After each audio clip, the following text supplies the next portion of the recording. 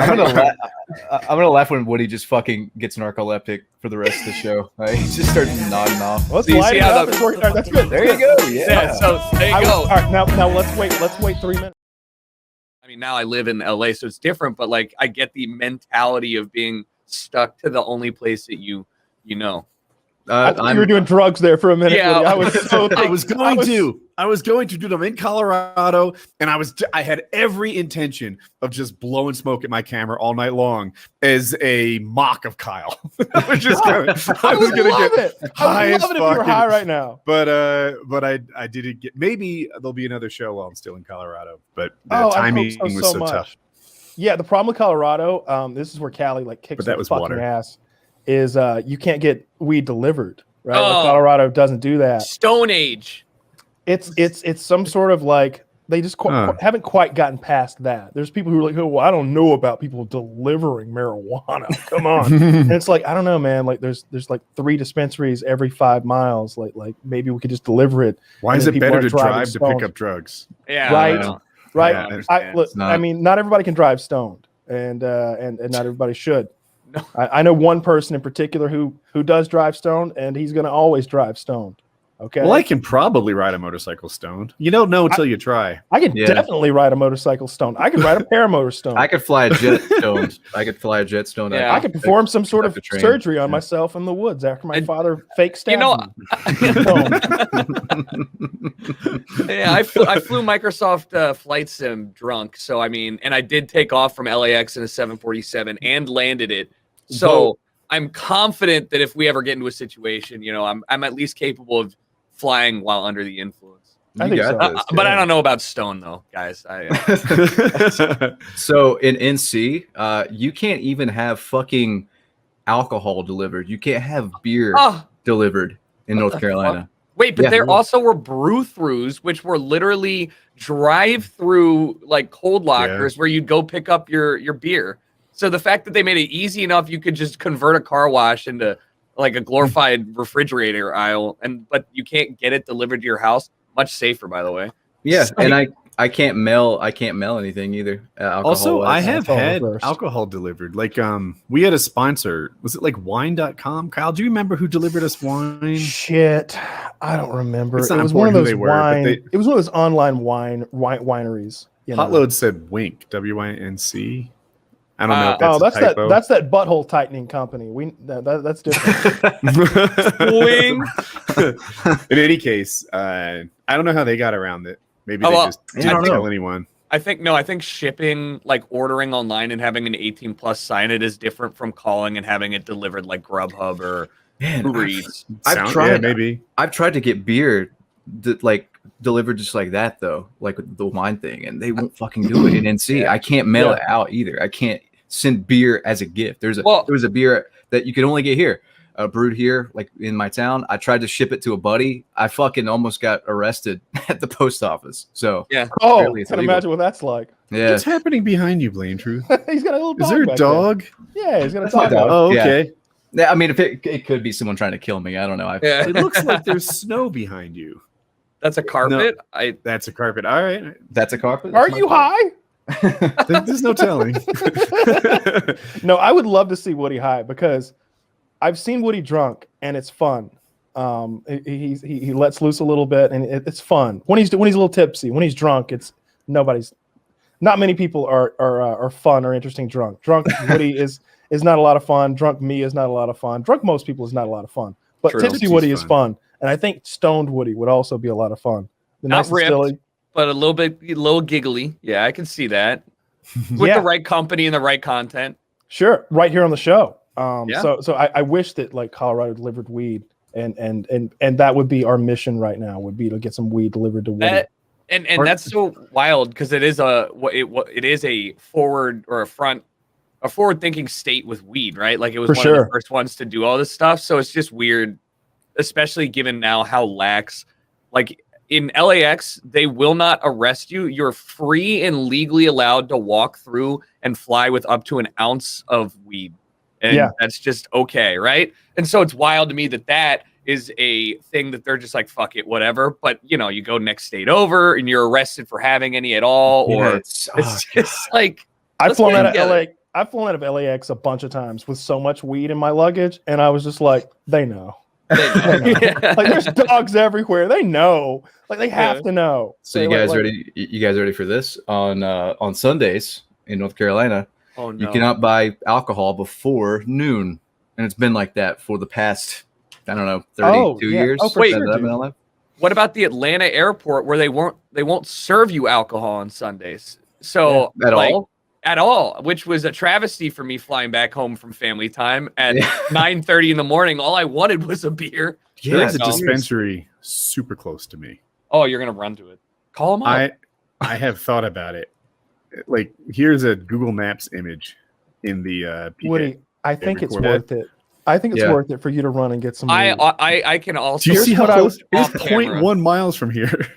But you just want to go in and you want to say, hey, I want a vape pen. Yeah. As the weakest thing you have, because I've never smoked before. I do a podcast and everybody wants to see me get high. Just tell them, and you'll be in and out of there in 10 minutes. Yeah, they'll give you a dose. It'll probably be like literally the pen's called a dose, and it'll be like, you know, like you won't be able to get too high. A vape pen. That's what I asked for. Yeah. And ask for a hybrid or sativa leaning hybrid, because we don't want you getting couch locked. Yeah, basically tell them you don't want something that's going to put you to sleep. You want to get giggly and creative. There you go. That would be so. Right. That's going to be so wonderful. What do you think? Doing it. He's putting my shoes on. This is. I'll leave in a minute. Yeah, just leave your camera on. That's fine. Yeah. So this is gonna be wonderful. I'm so excited for when you get high. Hybrid or sativa leaning hybrid. All right. Yeah. Tell them you're gonna be active. Tell them exactly what you're doing. You don't want to be sleepy. You know. Yeah. Something that's gonna and they'll recommend a sativa. I'm sure. It really is the easiest thing in the world too. He's back. I love that you rode the motorcycle to get the drugs. I forgot about that for a second. Nice gloves. Yeah, 0.1 mile. 0.1 mile. Did you score? What'd you get? I did. Not the goods. Wait, that looks like. Okay. Oh yeah, it's fine. It's so an Orangina stevia. Let me see. It's like orange vagina? A fake sugar. Orange vagina stevia. Yeah. Single-use ceramic core CO2 oil vape system. It's a lift ticket, apparently.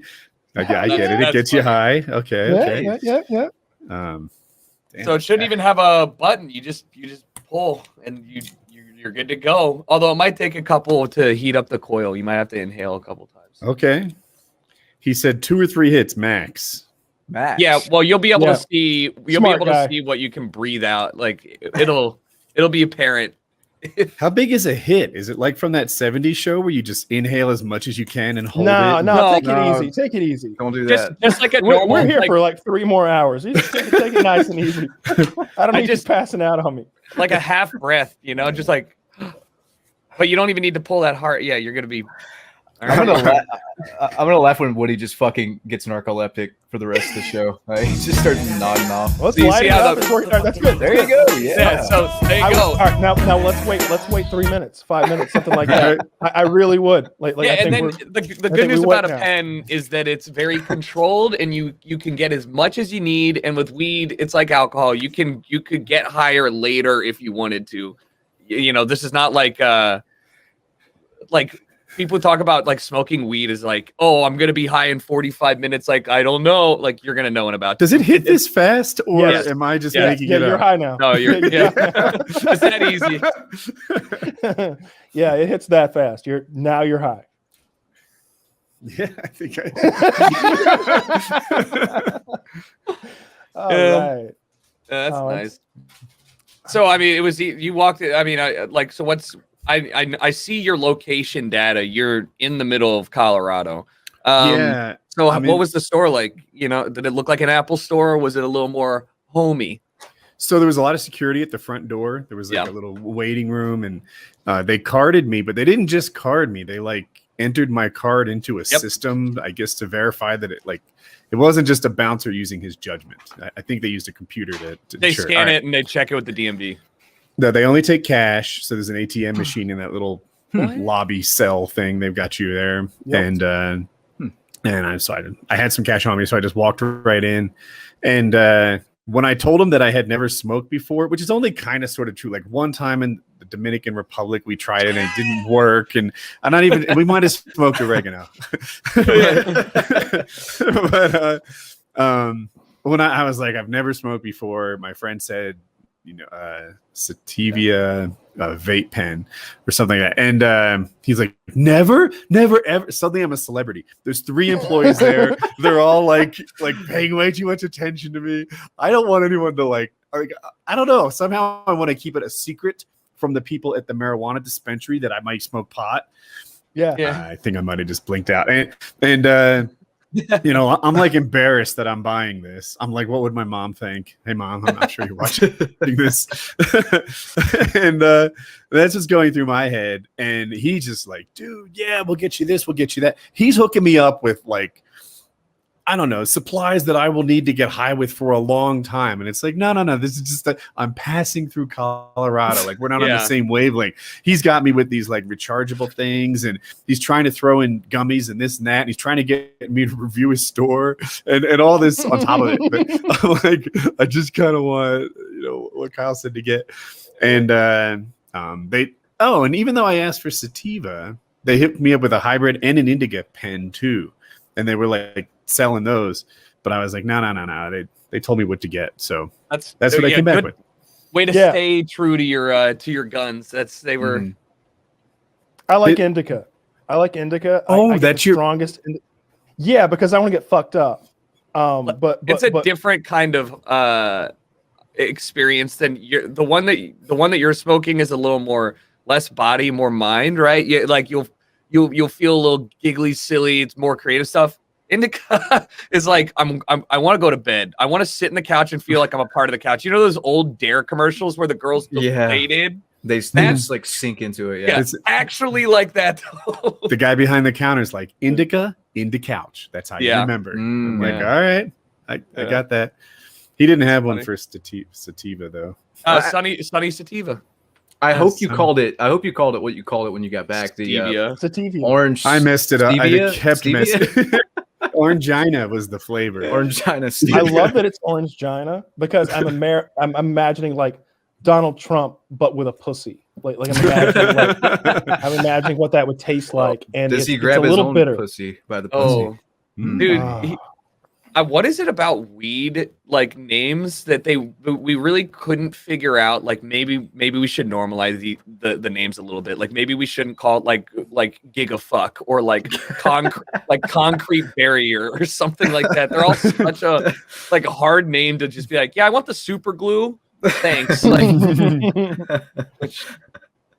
I don't know, because it's this weird thing where it used to be this street thing, and it was like strains were named by like criminals, and so like who names these things? Criminals do. And now Bubba it's OG was Bubba growing in his backyard, and he's like, "This is that good shit." Yeah, and now they're named by like guys who are like store owners, businessmen. Or at least legitimate businessmen, I guess is the right way to say it. So like it's Girl Scout cookies or something like that. If you think about it, the names they got on the street, it's like they don't have to advertise anything, like everybody already knows it if they know. Yeah. So, and if they don't know, then it's like they're gonna know. Eventually. Yeah, if I heard train wreck, I was like, for real? Yeah. Oh, I guess I'm gonna fucking die. Yeah, let's go. One of my like illicit marijuana dealers, he would get seeds from California. So like he actually had the right strains. So when you bought Trainwreck, you were getting Trainwreck. So that was pretty cool.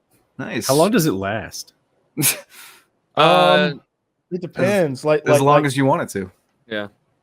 I mean, like no. Just keep going. He's like each puff, like what's the half-life of each puff? That's what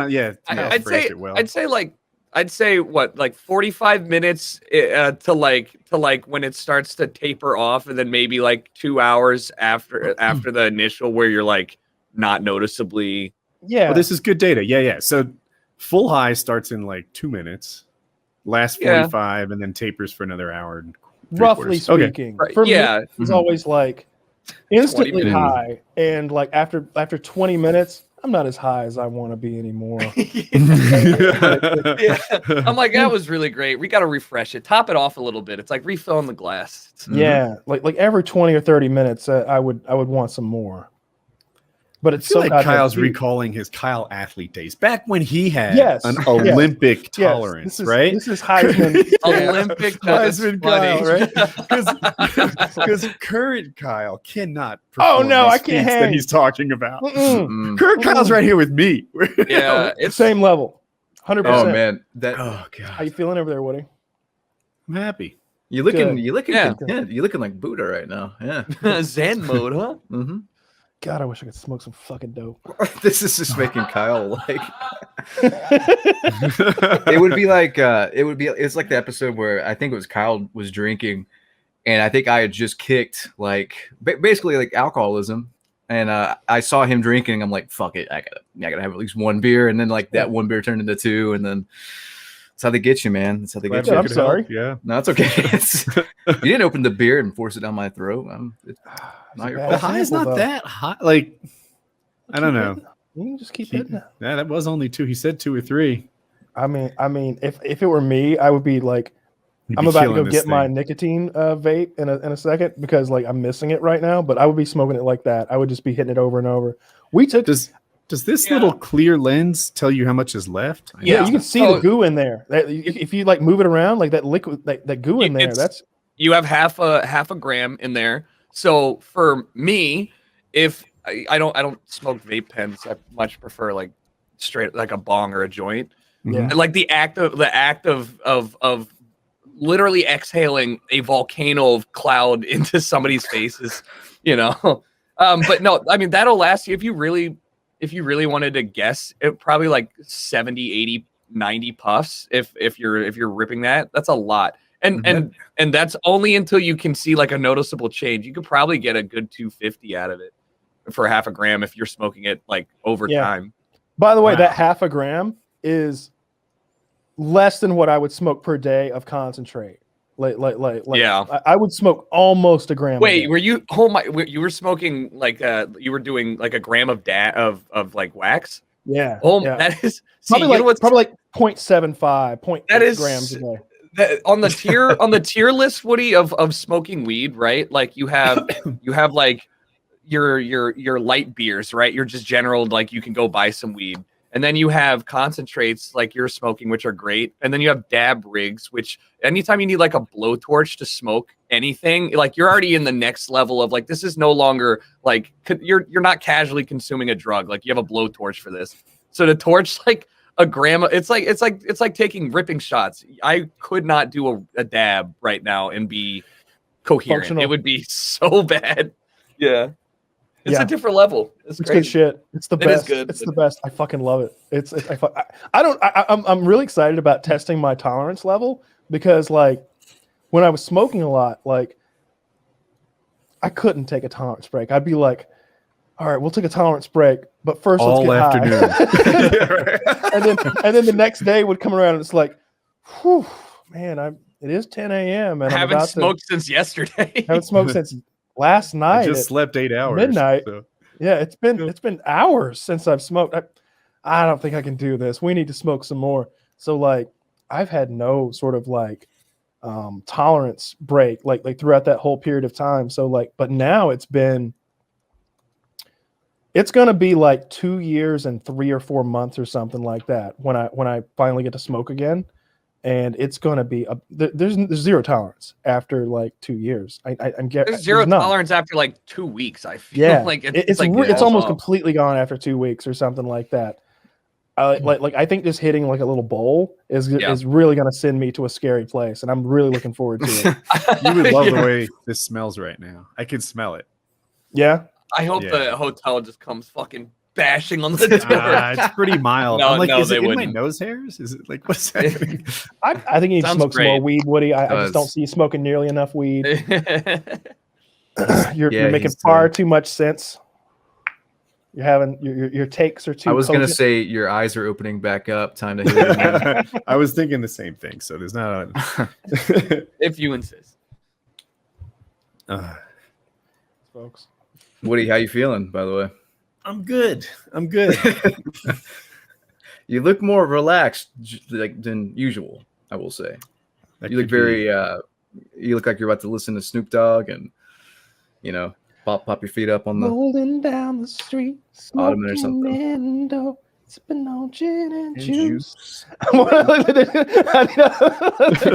It's great. It's great. It's great. We're gonna have some good fan edits. Yeah. Smoke weed every day fan edits coming out. This Who whole did it episode is better, going to Woody be or clipped. Elon? It was very odd for me to just pay it all in one lump sum and get it over with. Because like as soon as I got the bill for the fine, I like sent him a check for $5,000, and so my probation officer was like, "Yeah, and you're going to want to get your fines paid, like sometime in the next 2 years for sure." And I'm like, I paid that before I went into prison. He's like, "All of it?" I'm like, "Yeah, I was in possession of $5,000, so I'm made for distribution. You think I can't afford the fine? I might have beaten that distribution charge, but let's just say I've got $5,000 laying around. That's not a good joke to make. That's all. That's a joke. That's a joke. I made the joke. He's got $50,000 in drug money laying around. Stop! I have no drug money. I've never sold a penny's worth of weed.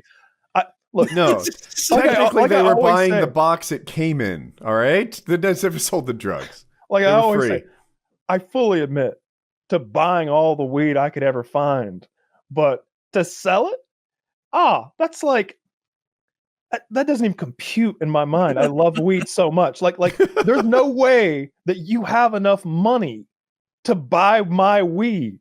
That's how much. It's like offering to buy someone's children from them. It's like, all right, you got $1 billion? Well, I would never pay that for a child. I could get a Chinese baby for 50,000. Exactly. I market value of my weed doesn't even approach the value that I place on my weed. So why would I ever sell any weed? I've never had so much weed that I had enough to sell anyway. I've never possessed an ounce. I don't know what an ounce of weed looks like. I've never had more than half an ounce because I thought I was like teetering on some sort of legal scary level by staying under half an ounce. Like when I got busted, it was 14 grams, I think. Yeah. An ounce is 28 grams. And they claim they found some crumbses on some jacketses back at my house. But look, I don't think they're lying about that. I'm sure they found something at my house, like some crumbses. But if I'd known I had those crumbses, I'd have smoked those motherfuckers up because I thought I was fresh out. Like there's no way I would have been picking up another bag of weed if I knew there were some crumbs back at home. You don't think I'll smoke the crumbs? I'll make tea out of the stems. Yeah. Even if it just makes me feel it's just a little okay for a while. I used to like clean my bong and get that black goo out of the bottle. Oh, you were smoking res? It's like tar, the consistency, like it's sticky. And like if I was and it starts bubbling. I would be completely out of weed though. And so like it's not crazy to smoke tar. You have to understand I was running low. I was out. and so like I would like take my like water pipe that had the accumulated goo in it and I would pour water in it and then I would shake it really hard upside down onto like a plate. And then like just like an old gold miner, I would like rotate the plate so that the water spilled over. And if I did it just right, the goo would stick to the edge of the plate. What is that process called? Panning. So I'm in the bathroom panning for goo. That's not a very good turnout. This is barely enough to get high. So you've got shake it all out into this plate and then pan for goo. And after a while, you've got like a plate that's mostly dry, but has like black goo all over the rim of it.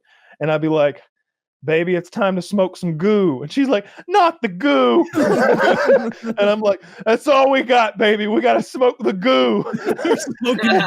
And I take a razor blade and I do like semicircles, pressing really hard to like get all the goo and then like flick the water off the goo and then get it in the bowl again and then re-smoke that goo. And first of all, it's incredibly harsh. I'll admit, like I would cough and it tasted awful, but it gets you so fucking high. Oh, like yeah. Because it's marijuana concentrate. It's concentrated concentrate because it's the remainder of smoking concentrate, and it's like been condensed down even more. So I thought you were talking about in college. I remember using like that flour, like the goo that would be in the flour if you were just totally out. This I'm is trying to use that. I Or want Goose that came from story to be our first PKA animation story. And it should end with that line that I just said. Let's talk about the time that you and Kyle wrestled outside the Denny's. Oh, there's been many times. There's been a many few times. wrestling matches. outside Yes. of many Denny's. That's I'm probably true. 0-5 at the Denny's in Illinois. No one remembers when Kyle and I wrestled outside of a Marriott. 0-1 outside the Marriott in Illinois. Undefeated outside of Illinois Marriott. Good times. That's my entire fighting record. Yeah, we always had a great time on those trips. Yeah, it was a blast. I want to tell the story about that I'm involved gonna look marijuana bad. and an Applebee's, but I'm trying to wasn't like there, tell I it bet. without Let's upsetting anyone. forego that one. let me Oh, tell that wait. story in a way I that think I doesn't. Smoke weed out there. of an apple at an I was a Applebee's. driver, maybe. Was this a paintball event? Yeah, I'm going to tell that story in a way that doesn't incriminate anyone, Okay. except for myself and White Boy, who wouldn't care. Yeah, so like I found this. We were at paintball, and Woody and I were walking around, and I think I told Woody, I was like, I'd like to find some weed, and I was like, I don't know how to get it though. You know, I've never been here before, and we see this paintball referee, long hair, like down to his shoulders, big love this. mustache. That guy was awesome. And I walk up to him like, hey man, I don't want to offend you, but you look like the kind of guy who'd know where some weed is. And he goes, hell yeah, brother. All right then. So like it wasn't long before like a 1/4 ounce of white rhino was produced at the hotel. And so me and White Boy are in the back of the van, and Gassy Mexican is driving that thing. And me and White Boy are in the back, and I'm breaking the weed up on a copy of Modern Warfare 2. and as I break it up in little piles, White Boy's rolling up these J's like a fucking expert, just like Very origami quickly. back there, rolling Dude, these. so I bitches up. wasn't in this car. I was driving. That was a van, I think. I was driving a smaller car, and like the legend of White Boys rolling made it to me. They're like, oh my god, all the windows were down. It's blowing everywhere. He's rolling. He doesn't lose a seed, like whatever you wouldn't want to lose. Well, You don't know, wanna smoke seeds. Like you wouldn't want He to lost see the seeds, but nothing else. look, I'm not okay. Thank you, Kyle. Yeah. He only let the seeds blow, but apparently he was like a savant at rolling these things. He might have done it a time or two before, and so every time he rolls one up, he passes it to me, and then I light it, I spark it up, and I take a hit to get it going, and then I pass it forward. And because it's just he and I in the very back seat. There's like 4 rows of this van. I don't even know. It's one of those big ass vans. Yeah. Nobody can see how much I'm smoking, so I feel like I can take a couple extra hits before I pass it forward. You know, we've got plenty. For all they know, anyway. he rolled 1-inch buds or whatever. Yeah, I'm not passing Joints. for it. It's just a roach. They're like, Those man, one-inch White Boy rolls them buds." small, but okay, I'll take it's free. So I'm every time he rolls one, I'm going, and then I pass it forward. And so he's rolled like 3 or something like that, and the van's full of people, and the driver's not smoking, just to be clear. And but we're passing them forward, and I am getting rapidly way more high than I've ever been. And I hadn't eaten since like lunchtime, and it's dark. Mhm. And I essentially blacked out. That's only ever happened to me one other time, but I essentially blacked out and forgot where I was. And Oh, I remember this. at the same time, this is fun. It's such a stupid coincidence, but at the same time, Gassy Mexican, the driver, went the wrong way. He got lost, so he had to pull into a residence so that he could like do a like a J turn, and like so he's literally pulling up into the driveway of a home outside of Chicago so that he can leave their driveway and head back toward where the Applebee's restaurant is. Well, I come to right about there while we're pulling up to a house in the dark, and I'm like, where are we? where are we going right now? Whose house is, where are we going? In my head, I've been kidnapped. And they are taking me to an abandoned house that I've never been before, and I don't know who all these people in this van are. But White Boy was like, no, it's cool. we're going to Applebee's and we got a little lost. It's me and you and look, there's Taylor up there, and Gassie's driving, and everybody else is in the car behind us. We're going to Applebee's to get some appetizers. And I'm like, all right. Anytime. Whitboard was a good too high tour guide. He was great. So we get out of the car at Applebee's and we start walking toward the door, and I'm walking right next to Taylor, so explicit. and I'm taking these high steps. I'm walking like this. Oh, this was so fucking funny. His like knees were coming near the chest. He was walking like he was going through a swamp. Like, and we're just on the sidewalk going into Applebee's as he's taking these enormously high steps. Just Enormously high steps. Maybe 8 feet coming into Applebee's. And I remember like walking next to Kyle, like we were friends at the time, but not as tight as we are now. And we were just walking next to each other, and Kyle's walking like an absolute lunatic. And I just looked over at him. He looks over at me and goes, "This is the highest I've ever been." And just we continued our way in, and we got in there. And Kitty, we were all at this giant ass table in Applebee's. Kitty. And we're all sitting there, and Kitty, being astute, quickly realizes ordering it one by one is not an option for this table right now. It'll take forever. Like Kyle can't decide. Lots of people can't decide on what they want. And so Kitty just goes, just 2 of every appetizer. And the waiter's like, what? It's like for you or for the table, just 2 of every appetizer for the table. And that's what we did. And I think after that, she ordered one more round of every appetizer. And we worked on it pretty good. That was suctioned up like through a shop vac immediately. All of those poppers, those jalapeno poppers, all those fucking mozzarella skins, sticks and onion rings, the chicken wings, the bloomin' onion or whatever their version of it is. The waitress says, "What would you like to drink?" And I said, 2 Mountain Dews. And she says, "What do you mean?" And I was like, "I want 2 glasses of Mountain Dew." She's like, "I'll bring you a large." And I'm like, "Well, you're gonna see." Because I'm so thirsty. And she comes back and she gives me this Mountain Dew, and she hands me my Mountain Dew, and she starts distributing everyone else's drinks. And right about the time she finishes handing everybody else their Dr. Peppers and shit, I go, refill? I have just sucked the whole fucking 20-ounce Mountain Dew down instantly because I had such dry mouth from smoking all that goddamn weed. I was just I wanted 2, and so after that, she brought me fucking 2, and I was double fisting those bitches. And I don't know. I remember being in that van as we were driving on the way there, being like, this is how successful YouTubers behave. Impressionable young Taylor. YouTubers. Yeah. I got to get high and go to Applebee's. Yeah, I won't tell the other part of the story, but someday maybe we will, because some other shit happened that was fucking hilarious. Funny. Yeah. I don't even know if I know this. I was in the other car. Who shit themselves? It happened at the restaurant, Woody. There was a thing that happened at the restaurant. Was I involved? I'll write it in the chat. But yeah, there was a whole thing. But that was a very fun night. God damn. It's a shame we're not doing those trips anymore. That was so much fun. Yes. Yeah, and that other individual started crying. I don't remember actual I saw tears. I remember it a little. We're not saying his name. We can say it. I genuinely remember, Taylor, but I'll tell you, he was Taylor? upset. Yeah.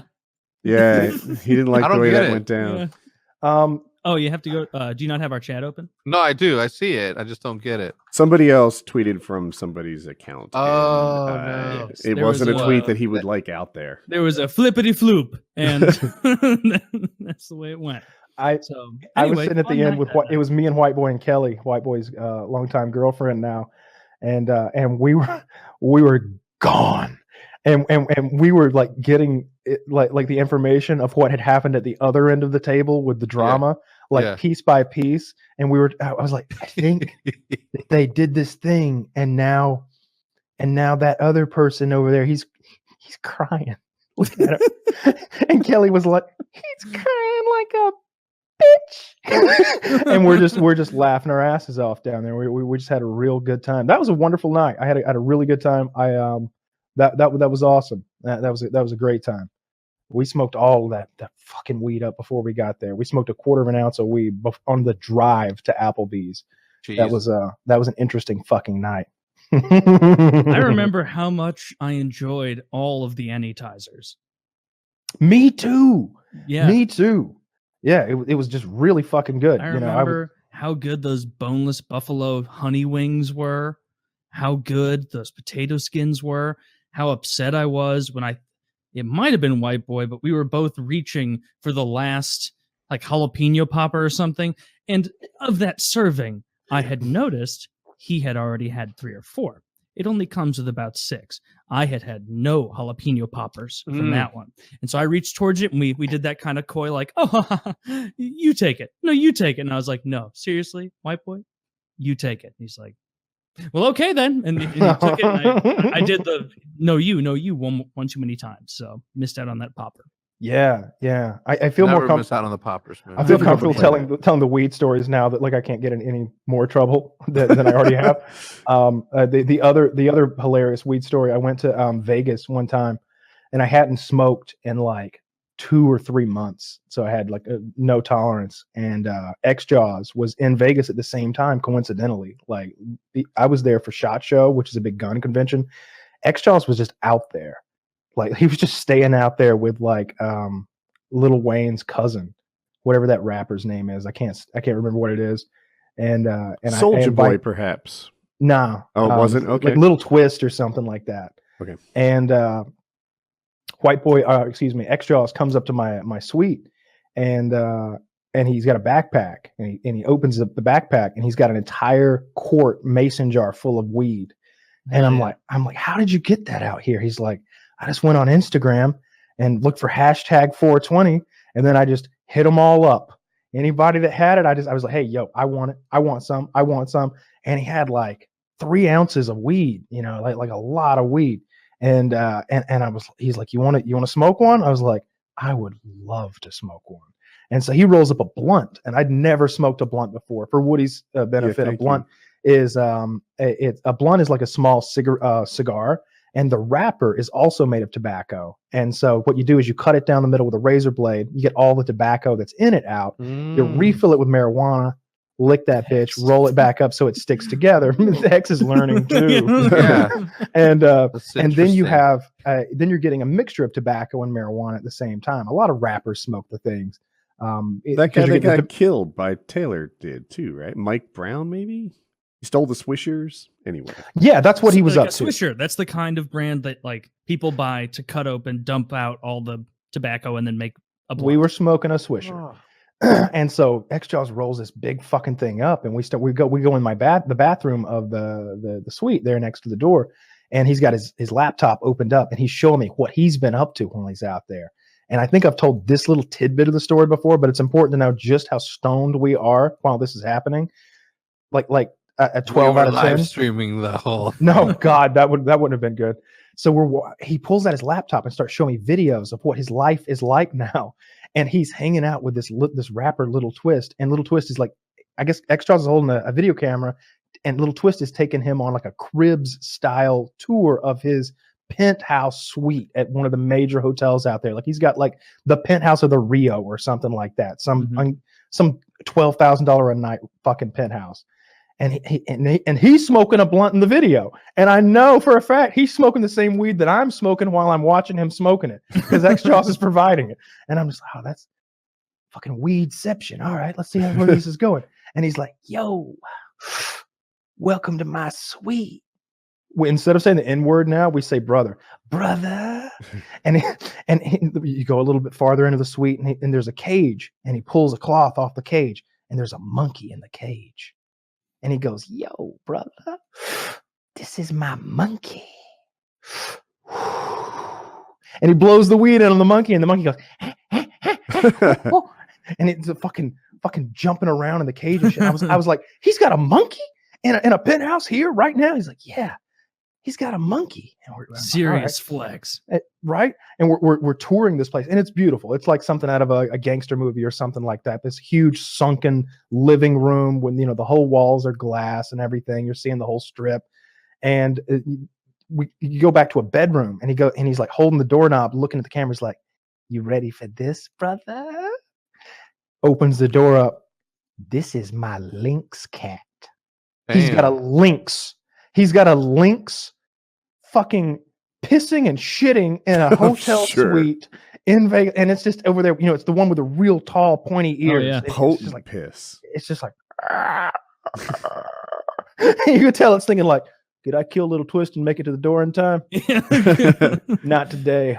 Not Let him one, but smoke a few two more. exotic animals. He had 2 exotic animals. And it was at this point where I start not feeling well. This is the second time I've ever blacked out in my life. Did you see Justin Bieber tapes at all? I didn't see anything. No, I Did you did have a not. monkey in a Lynx? I did not see could've Justin sworn Bieber's monkey. X-Jaws and Justin Bieber were hanging out together They at were. the time. They and absolutely I thought were. that there was some video, but I might be making some of that up. Nothing No, that I they saw. were. Nothing that I saw. But I mean, I know they were chilling together. And, you know, X-Jaws was always telling me about like what it was like hanging out with Bieber and how he was kind of like a spoiled kind of, you know, he'd be like real fucked up laying on the floor and he'd just yell like, sushi, go get me sushi. And somebody would literally have to run out and get him. Damn, what a life. That's awesome. So What, that you guys don't do that now? we don't do get to that. yell Watch at this, people watch for this. sushi. It's Postmates. Matt, I want Firehouse subs. I'm I'm kidding. Italian. So, So, Matt's my Meatball. camera guy. Right. So I start not feeling really well at all. And I'm like, I gotta go. I gotta go sit down, man. I open the door of the bathroom and I take about 2 steps and I collapse face first onto the tile floor, like whack. And everybody freaks out. They're like, ah, are you okay? Are you okay? And I'm just like, I'm okay. But I'm gonna lay here for a while. Don't take anything by that, but this floor is real cold and it feels real good right now. Yeah. And I just want to rub my face on this floor. And they're like, we're going to order you some food. I'm like, sounds good, but I'm going to keep rubbing my face on the floor. And I laid on that floor for a long, long time before I started feeling normal. What happens when you smoke too much weed? I know what happens when you drink too much and you kind of get sick. You throw up oftentimes, things spin. Too much weed. You have to smoke so much weed to actually have what I just described happen to you that it's not even financially viable for the everyday man. Okay. It takes a lot, and it really usually requires edibles, which are, you know, a whole other thing. Your liver's processing. Easy to You're- OD. It's OD easy is the to wrong take. term. Yeah. I mean, it's pretty. That's what's the term I use. I'm like, yeah, Okay. I definitely overdosed on fucking edibles. I ended up vomiting. You know, I vomited from edibles before, and but with smoking, it's like it's over in an hour anyway. Whereas like if you drink too much alcohol, it's like, well, here we go. You know, I'm gonna be drunk all fucking night long, and there's no coming back from this. That DMT, I'm told, is 15 minutes. Mm-hmm. I get more perception of time and stuff, but I feel like I can survive. It's like some pretty yucky stuff for 15 minutes. 15 minutes isn't that long. Yeah, I don't think DMT really gives you bad experiences anyway. One of the scariest videos that I ever saw was when you were getting choked out, Woody. That was terrifying to me. I've done that a couple times. Oh, I got quite a laugh. I was like, oh my God, bro. I remember like texting Nation. I'm like, yo, check this shit out. He's like, yo, that's scary as fuck. And I'm like, I know, that's like some real shit. Yeah. That's what happens. Yeah, I've had that That was happen from in Joe training Lozon, right? too. It was Joe Lozon's grappling coach at the time. Mm. Guy's name is Ricky, and he's very good at grappling. How many do you have left to get through? Oh my God. Oh my God. Speaking of chocolate and yummy treats, Kyle, you made some delicious baked goods today, packed with just probably a stupid amount of marijuana. So I took, I wrote it all down. That's less than I expected. I took 7 grams of 25% THC marijuana, and I cooked that into cupcakes for a total of 1,750 milligrams of THC, which is a little more than we want tonight. Almost So- twice as much. Yeah. So we are doing 6 of About them. 10 times more than I want. You took about Yeah. 2/3 of the. I've got cupcakes that you 2/3. made. The other 1/3, I guess, is for The only other- problem is 2/3 of the cupcakes when you're trying to hit 1,000 milligrams is an entire plate of cupcakes. Taylor, are you looking at that and thinking, "What's the problem?" Because I started I on this mean, one already a What are little. you gonna eat the last 3 hours of the show? So I think what I'm going to do is start like by eating one now and then slowly rank. Like you should ease up. into it. Yeah, that's a. Do they taste good? Oh, sorry. No, they don't. Fuck. That was my question. They don't. They don't. They taste like grass, probably. That tastes like chocolate.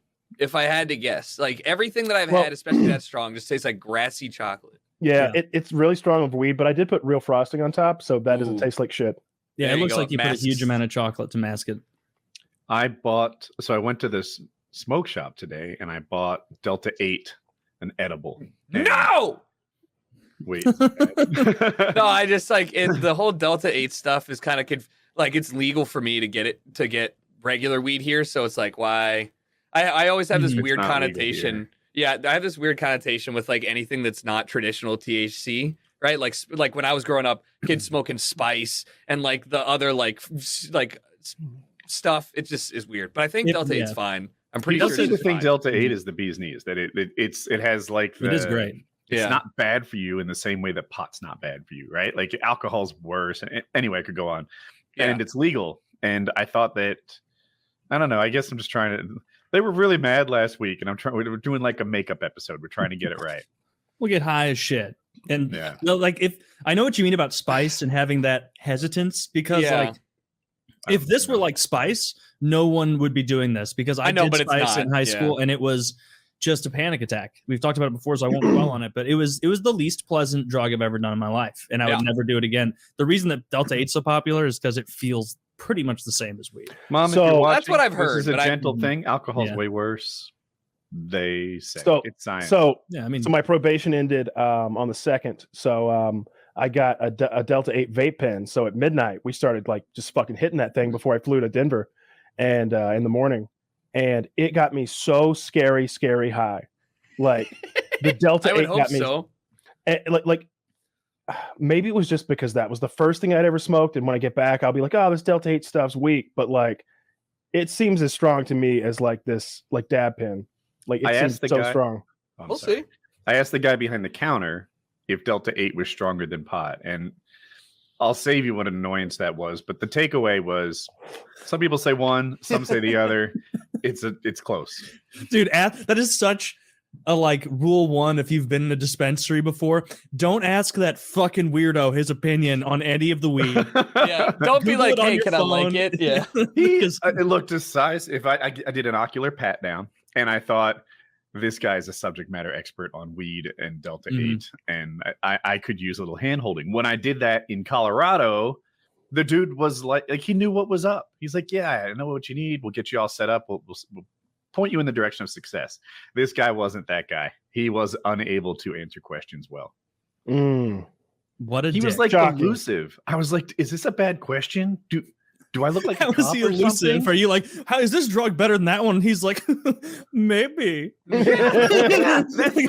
was like, oh, it's hard we'll to say. See, won't we? And then he kept thinking that I was going to think that he was lying to me. He's like, yeah, but see what happens if I tell you this thing, then you'll hear something else from someone else, and you'll think that I set you wrong, that I'm not telling you the truth.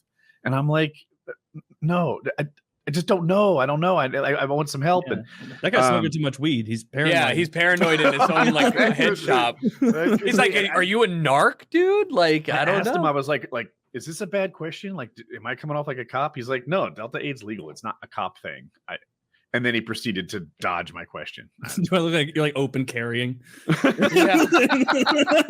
the store? I worry that I look like a cop. Like, I've got a bit of a cop look, right? Does this not scream undercover detective at least a little, right? Detective, no. A little bit. But if you had a mustache, detective would have, or a regular cop would have shorter hair, no? I don't know. I think you've got a very copy. I was going to say the top from your eyebrows up looks like I should be afraid. Very copy. Yeah, very copy. Just from there up, though, you look like it works. But. What does a detective look like? Well, I guess detectives. No, I was thinking of like an undercover agent. It wouldn't matter. A detective isn't solving crimes like.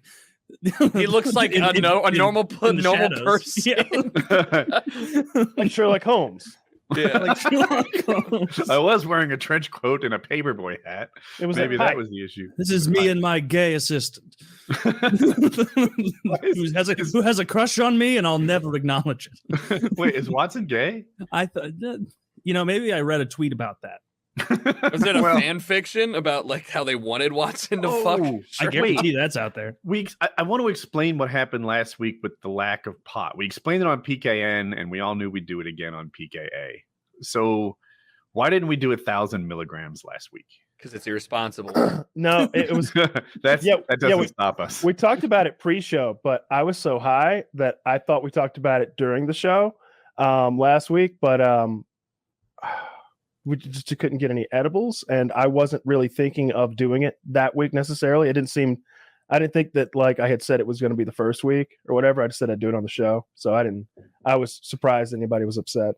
Regardless, we got everything now. You've got your nasty ass chocolate muffins, and you can just wolf those down. I can wash them down with this cream Zevia.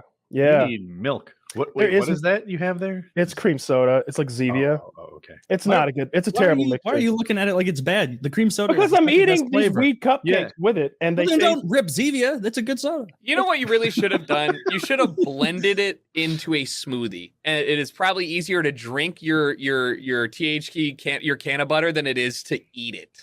I don't think we have a blender here. Oh, you would have. You could throw it in there. I would take milk. I would just take milk and there's actually ice cream up there too, and like ice cream and like all of those, and just blend them up and just. There you go. Well, he blended his internet. Like realm. Can you get high through your asshole? Yeah. Okay. You know what they say? Is it like the same? You know how like one shot of vodka in your asshole is like way more because it's just going right in. We all know. Sure, it. I know. Yeah, we've all tried it. Dozens of they times. say 5. I think 4. Yeah, you want to use a tampon for that. I wonder if it's the same with weed. Like if you put 10 milligrams of like a gummy and let it dissolve in your asshole, maybe you get as high as if you ate like 80 or something. I just searched. You get more high boofing weed, and we're not going to get a lot of good answers from Google on this one. I'm going to let you know. No studies have been done. Bing question. No one's been Metro.co.uk wrote an article March 21st, 2017 with the title, "You should be putting weed up your anus instead of smoking it, doctor's advice." Doctor's advice. Hi, everybody. You should be shoving it up your asshole. I'm Dr. Nick. In case the impression was so bad you didn't it does make a certain sense. Like if you smoke it, there's some particulate matter and lung damage. I know it's not a lot because you tend not to smoke as much air, I guess, as you would a cigarette, right? But people don't smoke 22 joints a day. No, your throat would die. They say use a repository and then throw it up there, and not like sit on the trees. And do they sell marijuana suppositories that you can stick up your butt? But I'm thinking of a market now if they don't. But I don't know how this absorption works. Do girls have 2 options? Oh my God. They can get twice as high. And you can too if you're really dedicated. Just sounding it. You're like rolling it and sounding.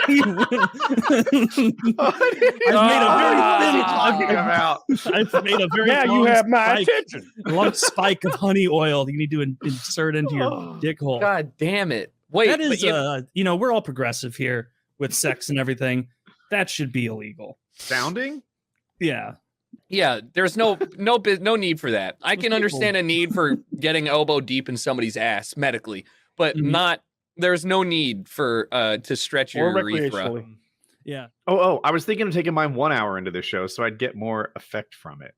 Like, so, I don't know, there'd be more show around it. 30, 45 minutes an hour. Depends on what you're taking and how much you ate and all that stuff. But I mean, just if you take... Does that hurt it or help it?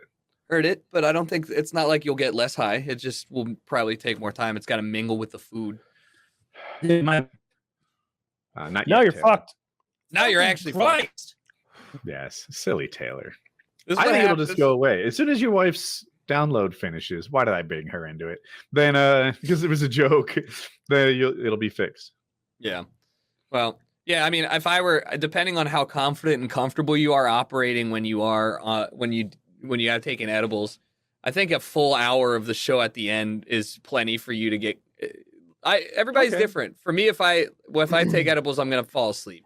Yeah, I've never taken them before. I'm gonna make some coffee soon. I'm gonna go get a coffee in a moment. But yeah, I don't know. It's been fun. This whole trip's been really fun. Dirty just getting so fucking high, and I'm always joking about like slipping drugs into his drink and stuff to keep him on his toes. And I pretended like I was injecting him with something last night. And he flipped out. It was great. So I've been keeping him really paranoid because I got like syringes, so I can if he just sees me like right. I can like boop him with my finger and then just be like like as I'm walking away like pay no mind. Are Yes. these good jokes or bad jokes? I mean, if you're the type of person that's gonna fall, like if you think Kyle has an injectable drug he's gonna spend on your forearm to get you high, then you kind of deserve to get pranked. If I have injectable drugs, I'm not sharing them. That's what I'm saying. Whenever somebody was like, man, they're gonna lace your weed with like psychoactives with LSD, I'm like, nobody's wasting fun drugs on weed. Okay, No. Nobody's gonna be like, hey man, lace it with some coke. It's gonna be 4 times the cost now, though. Yeah, the only thing that'll happen is people will put like fentanyl and stuff or fentanyl or whatever. And yeah, but stuff. No, and cocaine, but like not in weed. I also don't know. Yeah, why not they in do weed. that. They do it because it's so cheap and it gives such a big, like, powerful boost. Like, but they always get the dosage wrong. That's not true. Sometimes they get the dosage wrong. There's lots of people out there doing fentanyl and be like, man, this stuff is awesome. My dealer knows the perfect amount of fentanyl to give me. It's wonderful. My last dealer killed 3 girlfriends. This one, amazing.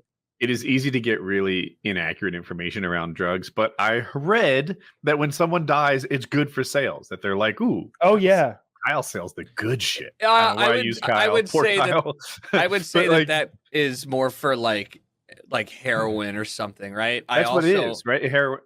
Right, but fentanyl, there's a current I think issue I expected the listener to make that leap. When they sell heroin and someone dies because of the fentanyl, what an addict might hear is, oh, this shit's strong. Yeah. That's great. No, you're right.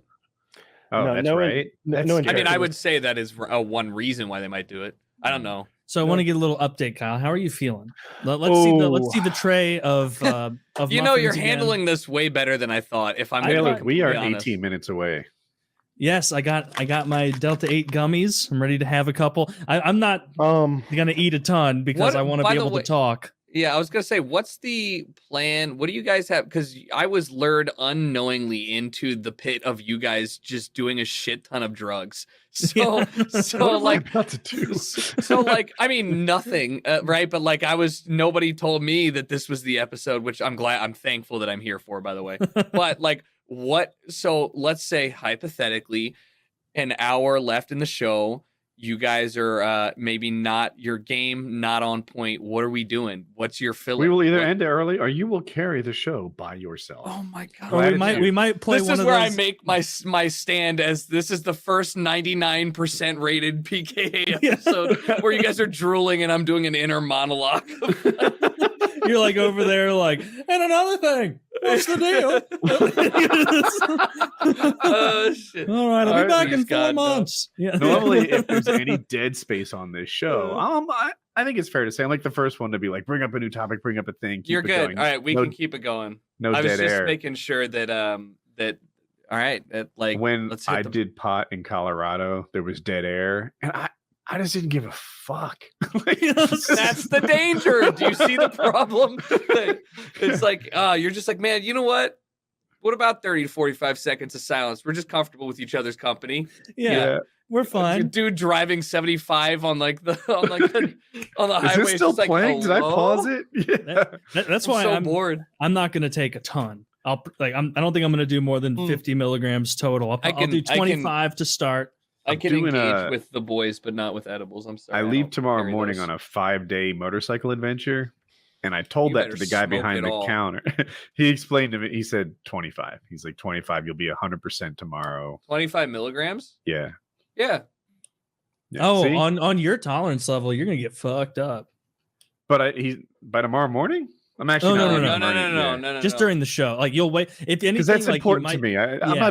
I'm on a motorcycle. I need to be You- all the way. No, it's not. You won't be No. like fucked up or anything. Like you may wake up and be like, "Man, why do I feel like I need extra Groggy. coffee?" And I'm like, Yeah. it's because I got the weed hangover where I'm feeling like That's- just a slight bit drowsy." I was not aware Yeah. of weed hangovers. That's a thing. It's not in any way, shape, or form a debilitating long term. It's you feel You ever just feel like a little too, like Taylor actually nailed it. It's like a 2 cup of coffee morning. It's not like a negative thing. You're just like, all right, we're kind of cloudy, foggy, leaving it noon anyway. Yeah. You'll have gotten 8 hours of sleep and you'll feel like you got 5.5 hours sleep. And then by the noontime, you'll be fine. It's not, you never go into REM. You smoke too much, you don't dream. That's a fact. I've heard that actually. I didn't want to tell Kyle because he said his sleep has been the best ever. Your sleep is the best ever until you actually start realizing that it's not as good as a sober night's sleep. Mm-hmm. Weed will get you to sleep, but you will not sleep as fulfilled and as restfully as you just actually getting a good night's sleep. The problem I will take the 70% health sleep 100% of the night over the 180, 70, 60, 50, whatever. Like, I will always smoke before bed because I am not going to turn off my brain or like get off New World or do something an hour before. Like, I'm sorry. I'm just not going to do it. So fuck it. I feel you, You man. can't go from like content creation to sleep very quickly. Yeah. Or any of that stimulation, anything like that.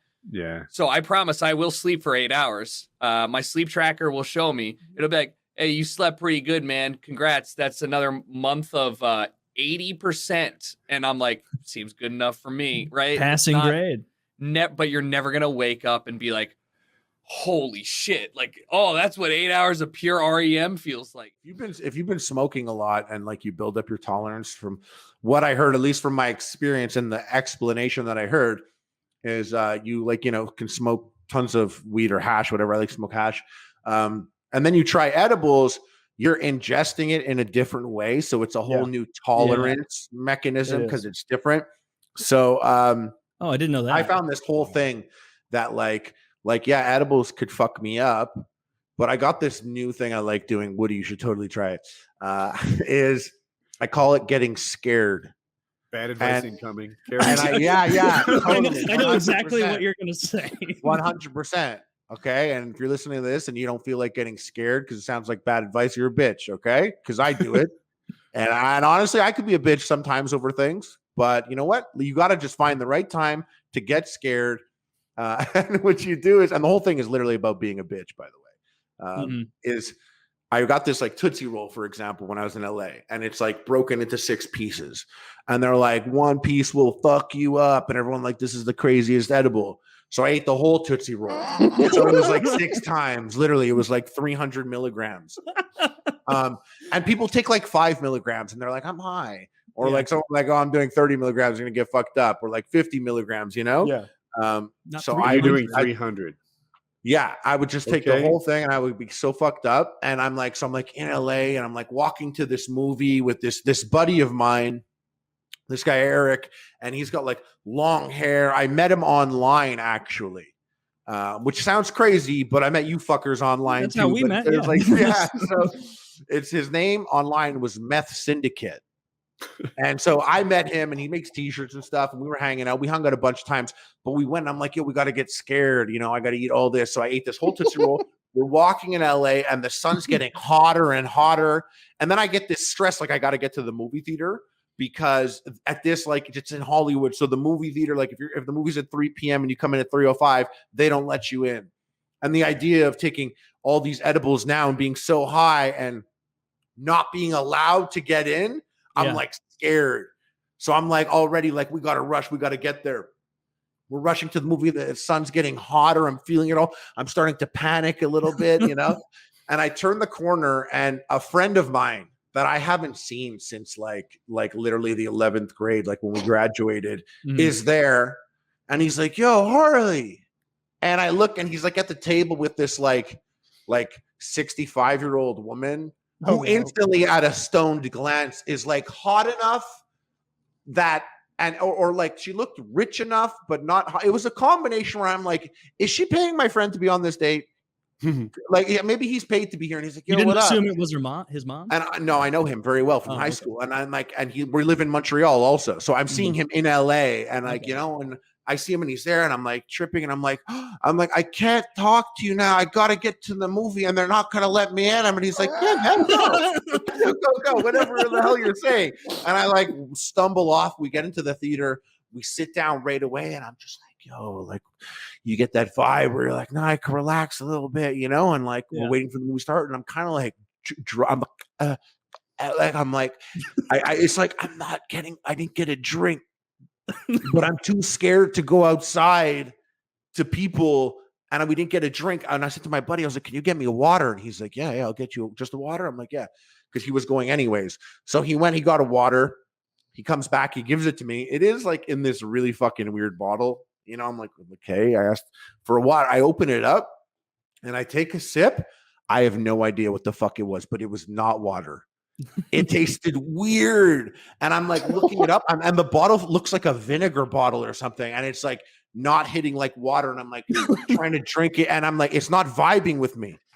I'm like worried about it. And I'm trying to look at the label when it's light in the movie, but we're at a particularly dark movie. I'm never getting the chance. And I look over at Meth Syndicate, and I'm looking at him, and he's got like his long hair, and he looks at me like, and I'm like, I don't fucking know this guy, man. Did he just give me a bottle of vinegar? Literally. That explains the hair. High, and this guy, like, what is it, a prank or like? Yo, man, is you this just like drank a pint of vinegar. That's so badass. Literally, like I'm tripping out. Maybe I have no idea. And I'm looking at him, and I'm like, this guy's fucked up, dude. I can't believe he would fucking do this to me. And like, what was it? What were you drinking? The movie ended. It was the movie theater's brand of water. It was just their brand, special brand. Totally, it was water. I was a stone fucking moron. And like, I was like, bro, I thought you poisoned me. He's like, we talking about? I'm like, I was so scared in the movie that you gave me something fucking weird. Why would I do that? I was like, you wouldn't. Why are you recommending this experience to people? He called you getting scared. I swear, from start to finish. Exactly. I love it. You come out of that shit like it's the same thing like going skydiving. Way Band less of Brothers. Yeah. I went in there and I'm like, I'm dying, man. I'm like, this is fucked. And I'm like, I don't feel comfortable. I don't want to talk to people. I got scared once to a movie theater. And I told my buddies, I was like, yo, you got to babysit me because I'm getting scared before this movie. And we got there, and like there was like 10, 13-year-olds, and they were like, Sauce Boss. And I'm like, and my buddies were like, yeah, it's the Sauce Boss. So they're like pushing me into these kids. I'm like, and I'm like tripping, heart's beating so fast. Going to Walmart or something, I get scared before, and I like give them like my card, and she's like, this isn't the right card. So she's saying it to me in French. I'm tripping. I don't know what. I love it. Like complete power. This is why, like, I assume like some like super CEO dudes maybe want to get like lose their power sexually and get like fucked or pegged or something like that. This is my version of getting pegged. I get pegged by edibles. It's just like fucked up. I'm scared, and I'm telling you, Woody, you gotta try it out. I got the ultimate though, but in the moment you're scared. What if it's like a roller coaster where afterward you're looking back going, I'm glad I did that. But in the moment you're panicking, right? It's terrifying. It's type 2 fun, where it's not fun to live through, it's fun to recollect. Just eat half Is that the what edible. that's called? Type 2 fun? Yeah, I've just discovered this concept. There's type 1 fun. Sometimes it's deep, sometimes it's real surface, like a roller coaster. It's fun in the moment. It's fun right now. Yeah. But is it really emotionally enriching? It's type 1 fun. Sometimes it is. Sometimes. Type 2 fun is that time you got a flat tire, stuck in the rain, you and your girl. You hated it at the moment, but you look back and you're like, that situation was so fucked, and it's a fond memory, even if it wasn't a fond experience. Now the difference is you're born with type 1 fun. If you have too much fun, you can develop type 2 fun, and then you have to cut back on fun. I don't know what you're talking about. It's like diabetes. Okay. And then type 3 fun is just never fun. What if you get scared and you do something that's actually scary though? Like what you'll if be double up? You'll be scared. What if I'm scared? Okay, yeah. What if I take 100 milligrams with 0 tolerance and then I go skydiving? That's to me I would never do that. You'll die. You'll actually just die. I don't recommend that. Part of being scared is you are doing non-scary activity. Like I'm going to a movie and sitting in the dark in the corner. I couldn't even get the water bottle myself. You got to have a chaperone or something like that. Like you can't. Like going skydiving, bro, do it. I would love to hear about it. We're talking about going skydiving in Denver, so it's like yeah, for sure. Take 150 milligrams and try to stay awake on the way up. They'll wake you up. They'll be like, "It's your turn." You'll be like, "Okay." Yeah, I was thinking. I've been looking at like all the like random niche things to do in Denver while you're there. Like, I found this place that teaches you sword combat. So it's like That's fun. Like, you guys want to learn how to fight with broadswords while we're high as fuck, and the instructor's totally going to be some fake ninja who wants to take it seriously. Center your chi. That's it. Yo, that's it. I'm coming. No, we're filming a show together. I'm coming. It's just be doing things way too high. And we'll make it a point being like, it's not like doing a lot or how, like, we are on literally 300 milligrams. We can't even lift these swords, and we are learning right now. Yeah. I found a place that does archery where they've got like these bows that have like soft tips and you shoot each other with them. It's like paintball, but with bows. I was looking at hot air ballooning. Just imagining people, grown men, running around at like 300 milligrams. Like Legolas. Like, yeah, just running around trying to be people, just trying to exist. It's so horseback riding. Hot air ballooning doesn't sound like fun to me. It doesn't, and it's crazy expensive. It's like $250 a person. Horseback riding doesn't seem like fun either. Have you guys ever done mushrooms? Yeah, I had a real bad experience there. I'm gonna do them. I'm down to do them again in Colorado. I'm down to do just about anything. Why was it a bad experience? The people I've told around the story before, but essentially, I went out in public on them. Oh yeah, you drove the car with that with your girlfriend. Yeah, and you almost got arrested. Yeah. So bad experience. Yeah, that is bad. No, you should not. You should stay home. Do it and stay home. Stay home. Or go in like the woods or something like that. Yeah, or play with like fire or something. I did it.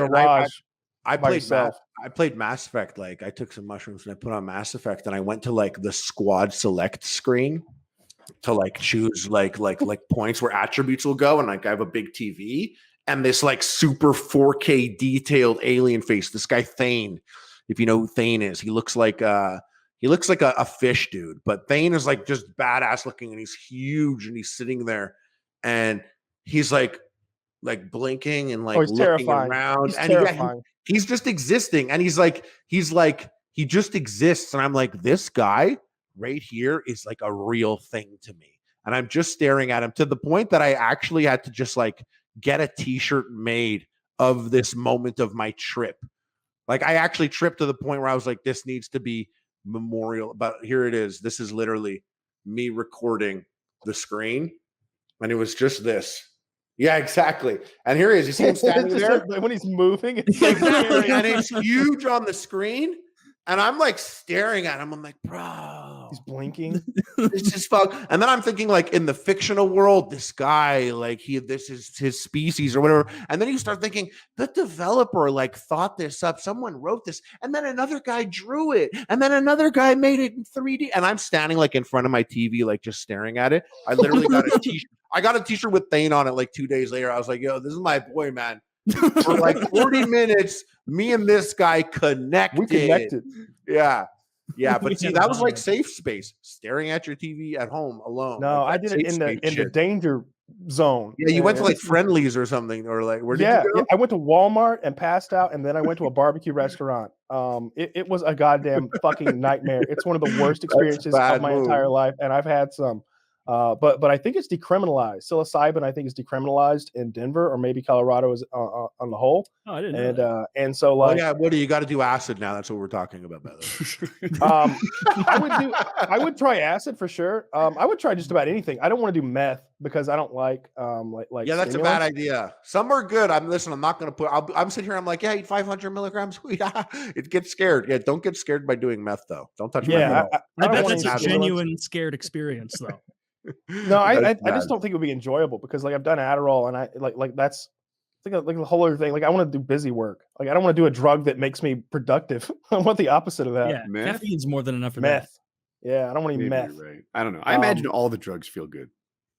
Oh, like if it feels good. They feel good in different ways, though.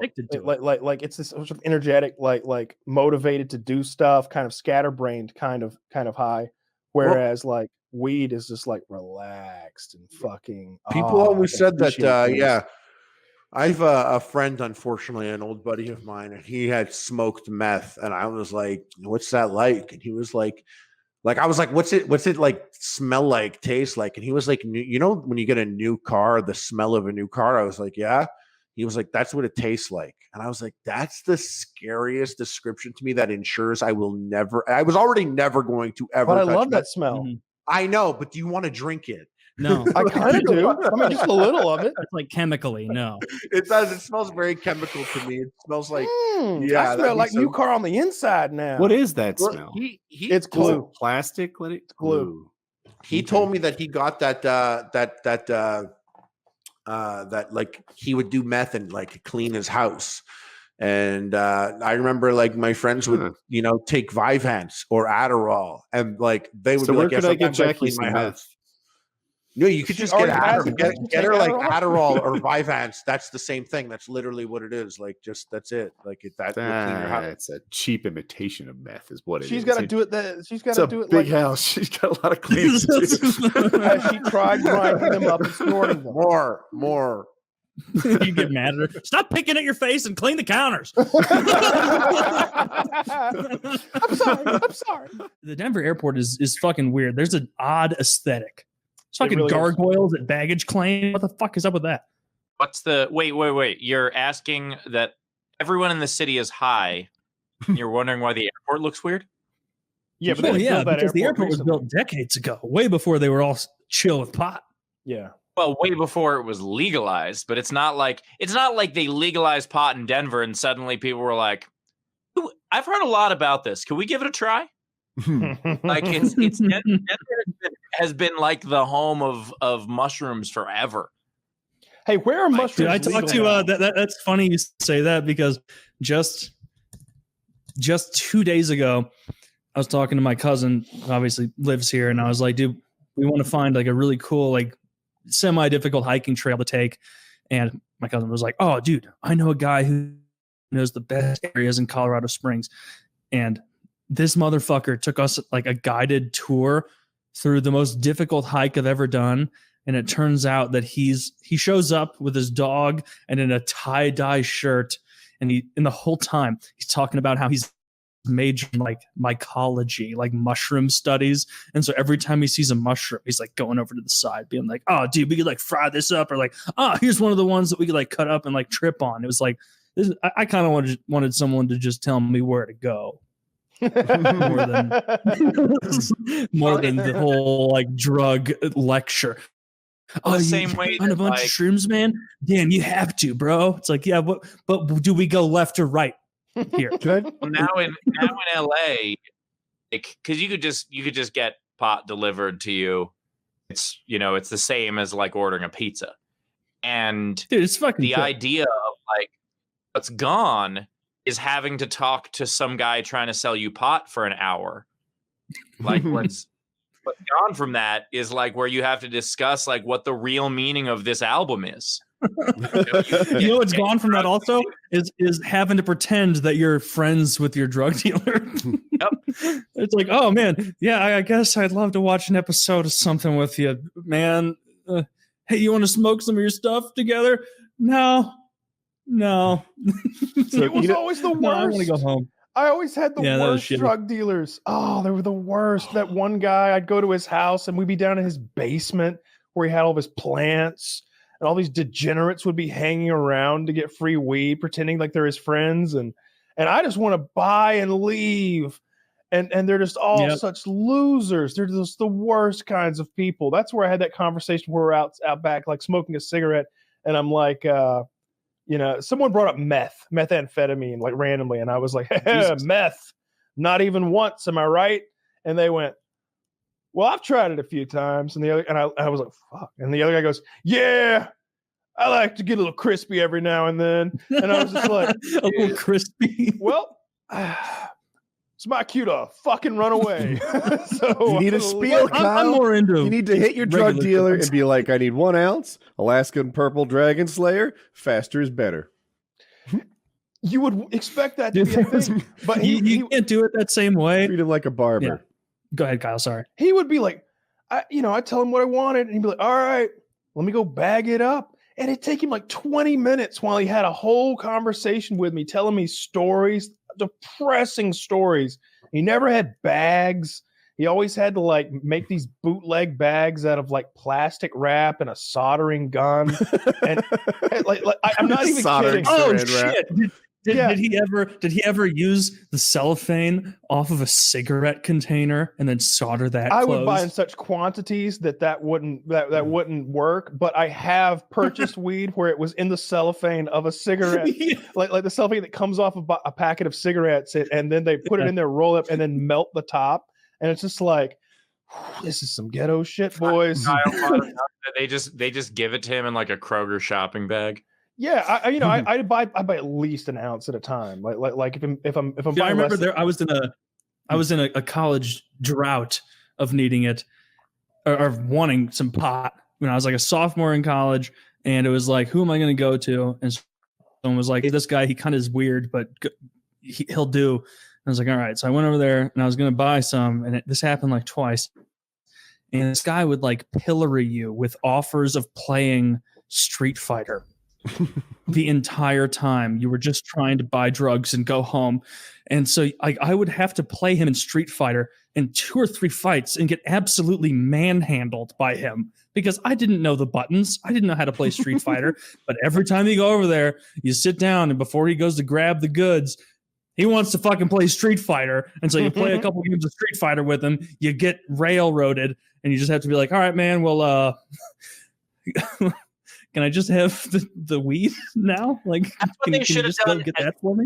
Anti-drug commercials. Fuck this whole like, oh, and then you play with your gun and accidentally shoot yourself. Oh, your dog talks. They should have just been like, look at the fucking degenerate you're gonna have to talk to for the next 2 hours. Yeah. Like, if you buy drugs, you're gonna have to go to this guy's house. Like, that's the best anti-drug commercial you could possibly do. That is a real good one. It's like, it would just be a photo of a white guy with dreadlocks and a tie-dye shirt and black sweatpants on. It would be, do you want to talk to him for 2 hours? Then don't do drugs.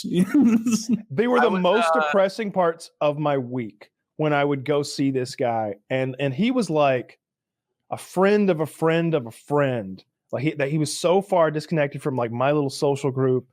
He was just such. All right. Usually when you call somebody a loser, what you mean is like they're bad at life, and they like through things they've done to themselves. This guy had loserdom thrust upon him though, like through a series of unfortunate events. I've told the story before, but like there was this one like 9-month to 12-month period where he kept being seriously injured and mangled. Like while just trying to work a job and provide for a family. That's what had driven him to selling marijuana and driving a long haul truck. Was he just kept getting injured severely through no real fault of his own. Like he was in this construction job. KFC. He worked construction, and they were putting like a tin roof on a house, and he was on top, and there's a guy on the bottom pushing this big sheet of tin toward him. The guy on the bottom was all fucked up on meth and like got too aggressive, and the guy is holding a sheet of tin at the top, and the guy at the bottom shoves it so hard that he cuts a bunch of the tendons in my boy's hand and like cripples his hand. They've got to go in and like reattach tendons. Well, now he can't use his right hand for like months as a construction worker. He doesn't get like $1 million for that. No. If you look up how much people like that get from the government on injuries, it's depressing. It's like, oh, you lose an eye? Yeah, we'll throw you $50K. Like a company, or but what about after? No, I feel like Steve is like, what? I need my eye. You hire an attorney. You don't get it from the government. You get it from the company. You know. This is like Billy Bob's construction company. Like all the TV attorneys salivate over cases like that. Well, like no. So now he's got a crippled right hand that's going to take months to recover. Well, he's like, hey, I'm pretty good with my left. Let's keep fucking working. I'm a man. I provide for my family. So they're like, he's at a different construction job in like a sub basement where they're hammering rebar into like mostly dry concrete. Like it's wet enough that you can hammer rebar into it, but it's dry enough that that's still an effort. And I don't know if a chip of steel came off the hammer or the rebar, but hammers are this like really tempered steel, and when a chip comes off of a hammer, it has this shocking amount of velocity to it because they're not supposed to chip. So if they have chipped, it's deceptively extreme in nature. And so a chip of hardened steel comes off this hammer and hits him in the chest, a small piece, like really small. And he's like, "Oh, that hurt." And his buddy goes, "What?" And looks over at him. He's like, "Dude, what happened?" He's like, "What do you mean?" He's like, "Have you been shot?" And he looks down, and his chest is covered in blood, and it's running down his leg now because this thing has gone so deeply into his chest that the ER thinks it's a gunshot wound. And they think he's lying about a gunshot wound to get out of some sort of trouble. They're like, "You can tell us if this is gang related or something. Like you can say it was an accident. We just need to know what kind of firearm it was." And he's like, I was swinging a hammer at work." And they're like, "Sure you were." So finally, I don't even think they got the chip out. I don't think they could get it out. So they just patch him back up. And so now he's got this chip of steel in a not so healthy spot inside his chest now. He's like, "Well, my troubles have to be behind me. No, I need something. I need a recreational vehicle. I'd love to just have some fun in my spare time while I'm on workman's compensation. I'd like to get a four-wheeler, an ATV." So he goes to this guy's house to buy a used ATV on the cheap. And he's in the guy's backyard. The sun's going down. It's getting pretty dark. And he's got one hand, his bad hand, operating the throttle. Rum, rum, rum. And his left hand, he's sort of got like swaying by his side, hanging loosely. Unbeknownst to him, someone has taken the cover off of the chain of the ATV. And it's a manual. So the chain is spinning back there until you hit the clutch and put her in gear. So it's just spinning. His hand goes into the chain and gets drug into the sprocket. It cuts off one finger. It cuts the tip off another, and it mangles the third. So now his left hand is crippled. His right hand is crippled, and his chest is all bandaged up. And he's like, "You know what? I'm going to sell some weed. I'm just going to sell some weed.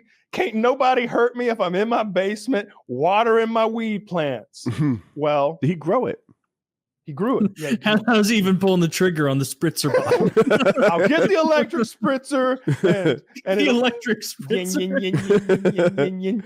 Nothing bad can happen to me as long as I'm here. I'll drive my big rig. I'll provide for my wife and child. So I've been going to him for a few months now, and I feel awful for him. So I always buy a little extra. Like I pay him well. Like he's like, "Ah, yeah, it's $2.90 for an ounce." And I'm like, "Here's $300. You know, I'm the good guy. Here's your $10 tip or whatever." But I'll try to I had these long, awful conversations with him about how awful his life is, and he's always giving me discounts on stuff and asking my advice on various aspects of his life. Well, one time he wasn't there, but his wife was, and I went to the door and I'm like, "Hey, Bill told me to come by. He said I could get some," and I'm not sure how in the know she is about his whole weed industry. So I thought I could get a little pot from him, and she's like, "How much you want?" And I'm like, "Ounce and a half. Yeah, call it $375. Let's do 400. She's like, whatever. She comes back, big ass bag of weed. So I already knew that she was kind of a shitty person. She just seemed a little rude, or maybe she was annoyed, didn't want to be a pot salesman. I can understand that for sure too. But I'm a nice guy. I'm not showing up all weird. I find out she's been cheating on him the whole time while he's gone in his fucking big rig. The reason she was annoyed with me is because she had a dude showing up pretty soon, and she needed all the witnesses out of there because his weed sales were cramping her style because she's only got so much time because she's got to send her kid to her parents' house. She's got to arrange this boyfriend to come over while her husband is away and hide the boyfriend from his weed clientele, friends in quotation marks. And they used to have a better marriage, but her big thing was getting fingered. And it was the most depressing shit ever. He lost the house. He lost her. She took his fingers. He lost the truck. Everything. He lost the truck. He lost it all. He was making payments on it. Like most of those guys are. They don't own those trucks outright. Losing the truck is a big deal. Like it's their job, it's their house, it's their dude. He took the cab off of it and lived in it by the end. I was the ultimate cucking. I was on the road. I was on the road with a comic who was like super into pot, and he flew in for the gig, and so he had to like find some. And it's pretty easy at a show. You just talk about it on stage, and then people come up to you afterward. And so that's what he did. And then we had adjoining rooms at the hotel, and he gets back. It's like 2 a.m. and he ever come back, and I'm like, "Where the fuck were you?" He's like, I just one of these folks' house and got some pot. I was like, it was 3 hours ago. He's like, yeah. It turned out they wanted to talk, and it was just like this 60-year-old couple who just wanted to talk to him about comedy, and like he couldn't get out of there. And I was like, this is the most scared straight program I've ever heard. Yeah. The idea that you might end up in some it's not even about going, you had to go to a dangerous neighborhood to get your drugs. Like, no, you had to go to some suburban people and just listen to them for 3 fucking hours. Like, that's even if free pot, I imagine, sucks, right? Like, here's a scenario I'm inventing in my head. Ooh, Steve talks about pot on stage. Steve likes pot. Steve, you want to hang out with me and my 3 buddies? We're going to smoke up. You probably think, ooh, that sounds fun.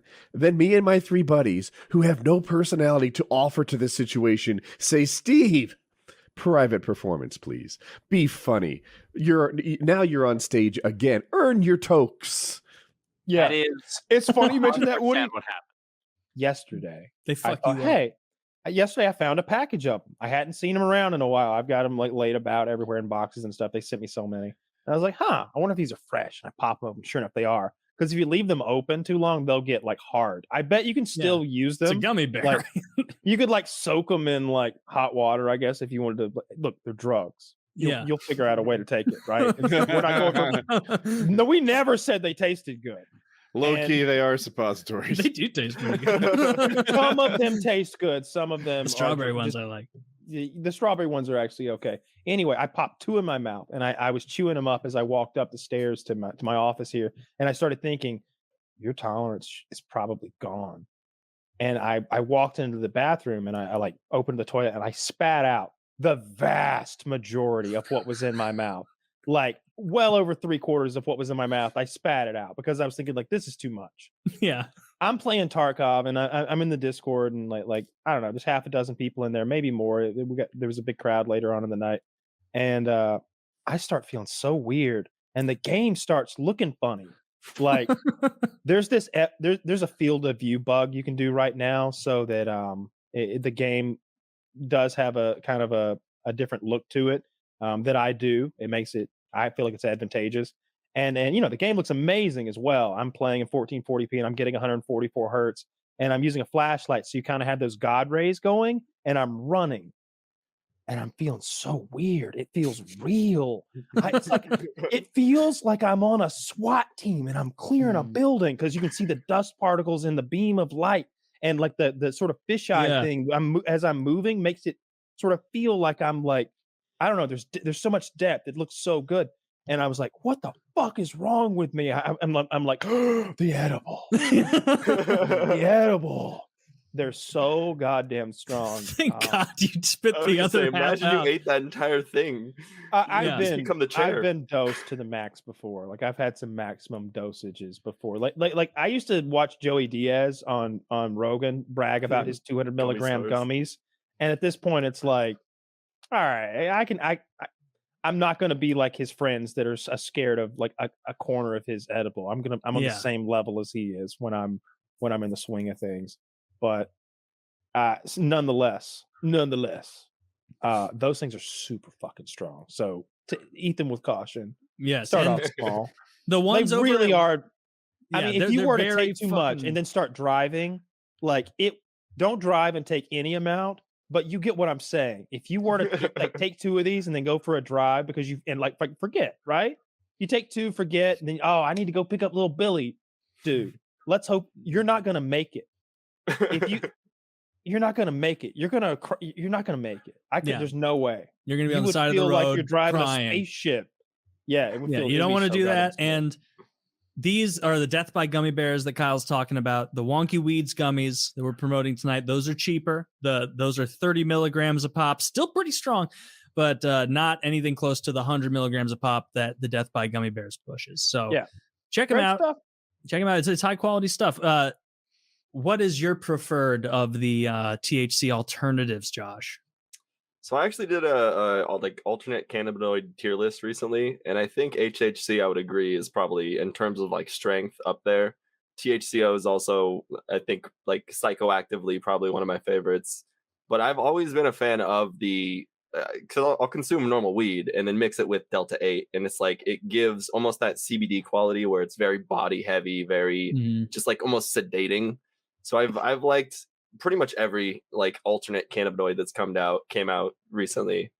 I'm still, it's funny, Kyle years ago changed the way I smoked in some way, because like I dabbed for a long time. Flowers never really got the job done.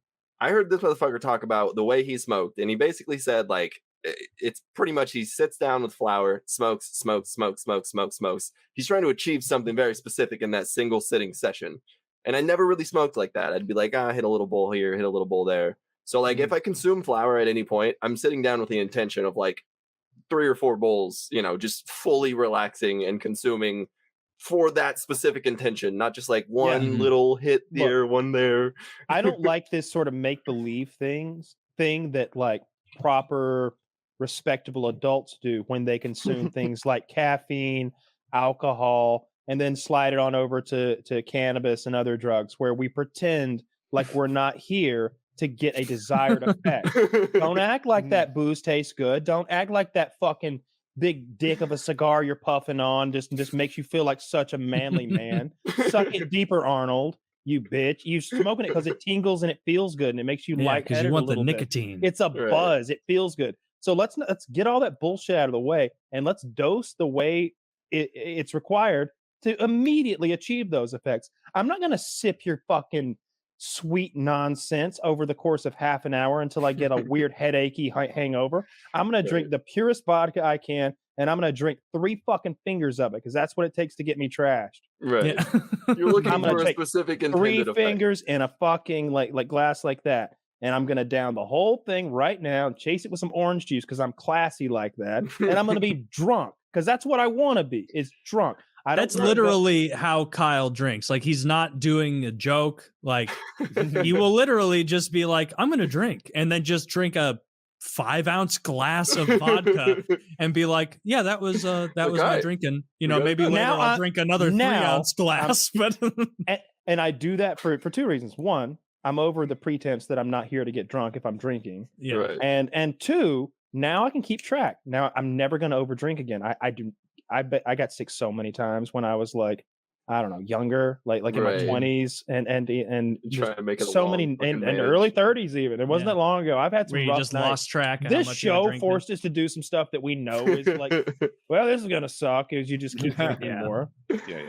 But like in my in my personal life, I don't do that anymore. I don't drink till I vomit. But yeah, if you're going into something like if you're trying to get high, for example, on like weed, cannabinoids, whatever the fuck, why am I sitting here like putting all that harsh smoke in my lungs with some mid-grade marijuana like I'm a connoisseur smoking my hand-rolled like non-bleached paper?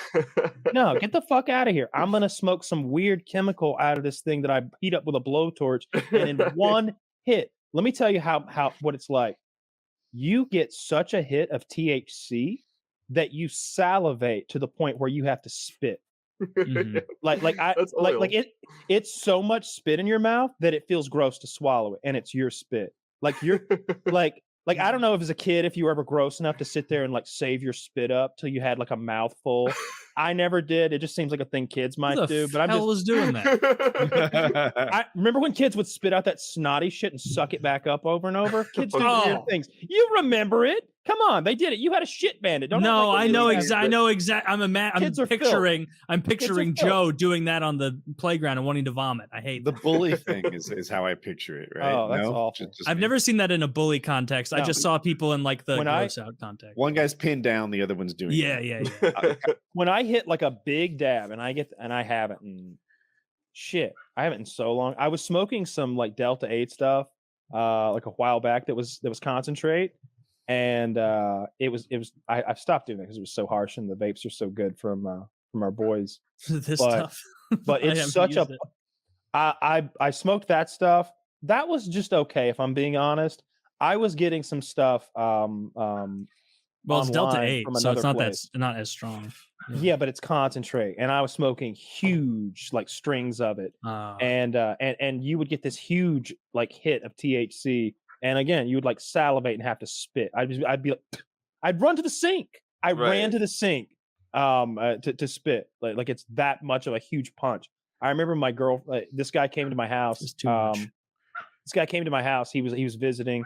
And he was like, "Hey, have you ever done dabs?" This is the first time I ever did dabs. He came to my house. He's like, "You ever done dabs before?" And I'm like, "Isn't that some kind of a fucking like lame ass dance move, or like planking or something? like that's some cringy shit, man. No. He's like, no, not that. Just he's like, it's time. No, it's drugs. It's drugs. He did. It's he for said cool that. people. And I think he said something like that. So I was a little sketched. I was like, are we talking about methamphetamine? Get the fuck out, because I don't like that at all. To me, that's a little that's another white trash drug. I'm sorry. It is.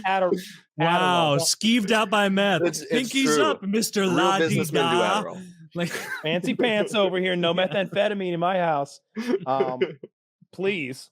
But he's like, have you ever smoked? And he explains, no, marijuana concentrate. And I'm like, how do you do that? And he's explained there's like 3 or 4 ways, but long story short, the cheap, dirty way is to run, I think, butane through ground up flour, and you extract the concentrate thereby, and then you're able to like scrape it up. The butane, it all evaporates away, as butane's known to do. But you've got this oil now. You scrape it up. You do it in the dab rig like we've described before. It's a bong, but hyperheated by a blowtorch, and instead of glass, you've got aluminum or quartz as your bowl. We heated that motherfucker. I had some weed. I had like 3/4 of an ounce of weed or something, half an ounce. I'm like, cook it all up, big man. You know what's up. And he did. And it made such an appallingly small amount of concentrate because I didn't know what I was looking at. Yeah. That I was immediately angry at him. I didn't say shit because I didn't want to act. The problem was it was so hard to get half an ounce of weed. I just had procured that weed that day. This was my like weed for weeks. Yeah. And he just turned it into like such a small amount of brown sticky shit. And I was like, I'm not gonna make a big deal out of this because he's gonna think I'm cheap. But what it is it's gonna be hard for me to get more. So I'm just gonna keep my mouth shut. And then we hit that shit. And it was such a fucking kick in the teeth that my girlfriend ran to her bedroom and like overheated, had to like strip down to her underwear, turn the fan on, and she's like hyperventilating, overheating, can't breathe. And I'm as stoned as her, and I'm trying to comfort her, and I'm spitting everywhere. I've never had such a bad spit experience, and I've taken plenty of dabs, but I've never dealt with that. I salivate, god damn it. Yeah, I don't know what causes the overheating effect though, because dab sweats are like notorious, and it's I think it must just be that many cannabinoids hitting your body at that time or something. Theory, it's just no human was meant to consume that much at once.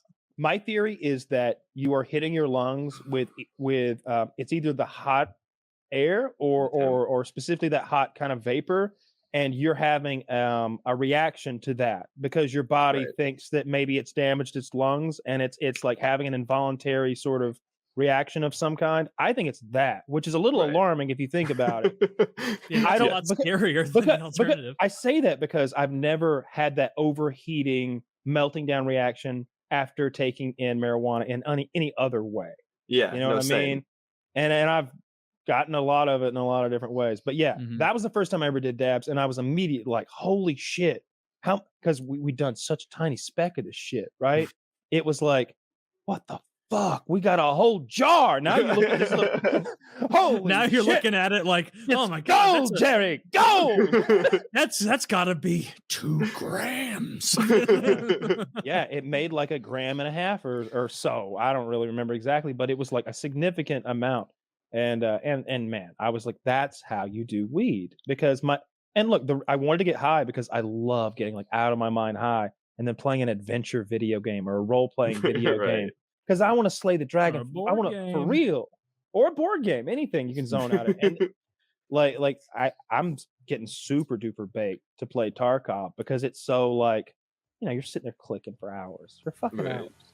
I remember it wasn't I never told you this. This is funny. When you and I went to see Joe, I was stoned the whole time.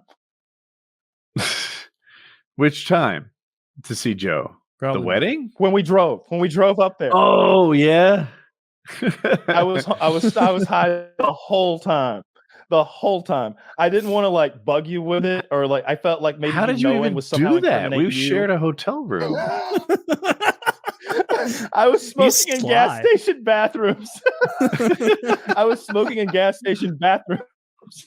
That's hiding hilarious. like Woody's your dad and he's gonna get you in trouble. I didn't want him to I felt like him knowing would like put him in a position where he would then have to lie from me potentially. And it would be better if he could just actually be ignorant of the fact that I had marijuana. So if a cop was fair. Did you know he had weed? It'd be great if he could honestly say no and like not even make Woody lie and tell a lie for me potentially. So like that was a bit of it. Yeah. And then, not wanting to I knew he didn't want to get high. So it's not like I was being greedy or anything. And like Woody had to stay up all night the night before our trip to do videos to keep up with his schedule. So he wasn't a great riding partner. So after I saw that, the next time we stopped for gas, I blazed up.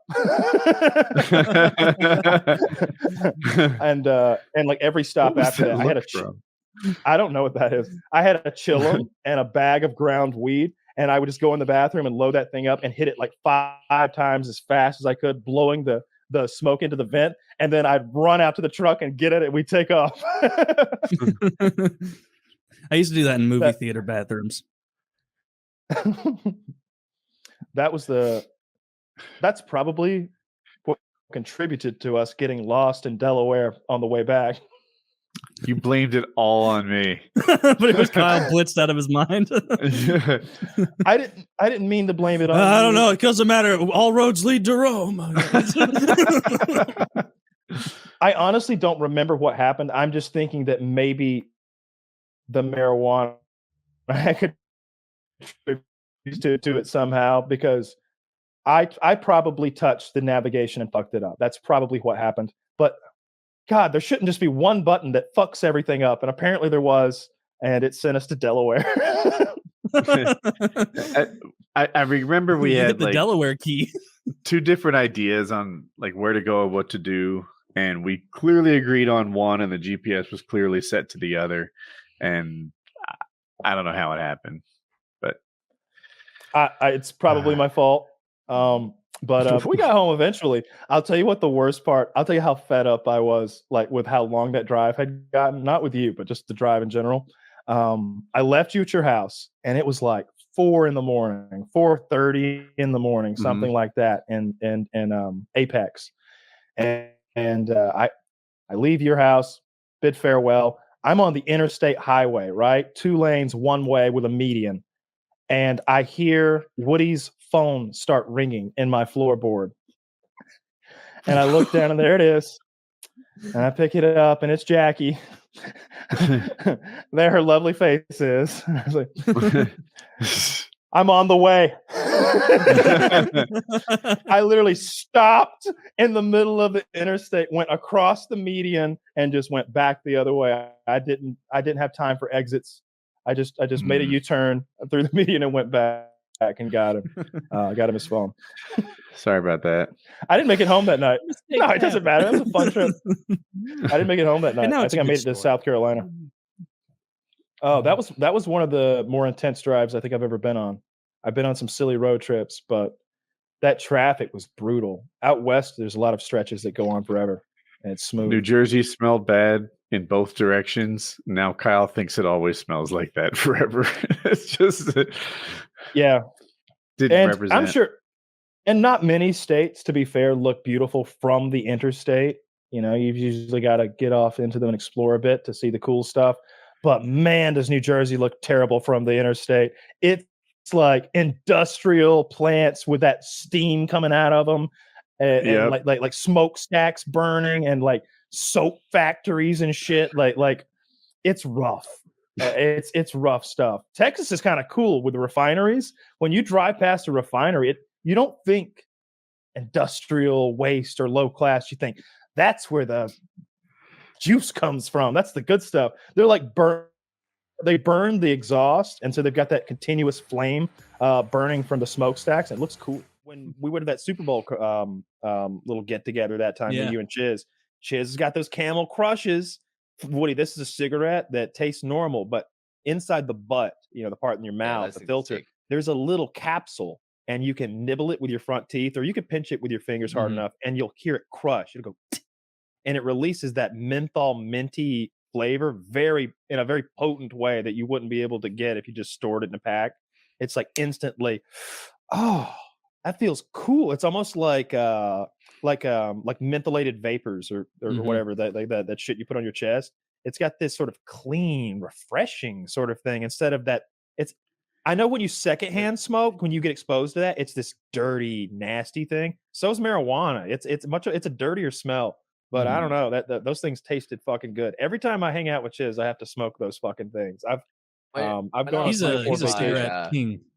Yeah, when I was in my like weed smoking days, because like in Australia, when you smoke weed, like what a lot of people do is they'll take the weed and then they'll put like tobacco in it as well. We call it spin, and so which is a little spliff. Now I've smoked for a long time. I'm like, nah, I'm not going to do that. But like when I was younger, it's like you make the weed last longer because we're fucking poor. You know?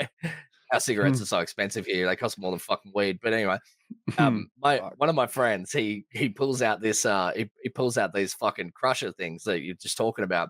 Yeah, and in his mind, he's like, okay, we're gonna put the tobacco in. I'm going to spin that up, and then I'm going to make this fucking weed menthol flavored. So he sits there and he pulls out of the cigarette butts these little fucking plastic things, and then just throws them into the coffee grinder with the weed and just buzzes it up. And he's just sitting there just smoking plastic. I'm like, man, he was so weird. He was so close. He was so close. All you got to do, you can take a cigarette and gently the white paper between your fingers. And you do this, you back and forth like you're making a fake. Oh yeah, no, I've done that a million times. And very quickly, all the tobacco will get loose, get unpacked, and just fall out until you've got this hollow cylinder of paper that you could have never made yourself. And then you can very carefully fill that with marijuana. And now you got your Camel Crush flavored little joint. That's also smoking cigarettes in my house. We always call if I was gonna like go out and I wanted a joint so that I could. If I was going to go out and I wanted a joint, like if I was going to the carnival or something, and I wanted to, this is years ago, and I wanted to be able to get high and then go into the carnival, that's what I'd do. I'd roll up a cigarette like that, and I'd be holding it like as I'm driving there because I've got drugs in my hand. But you know, I'll eat this thing. I don't give a shit.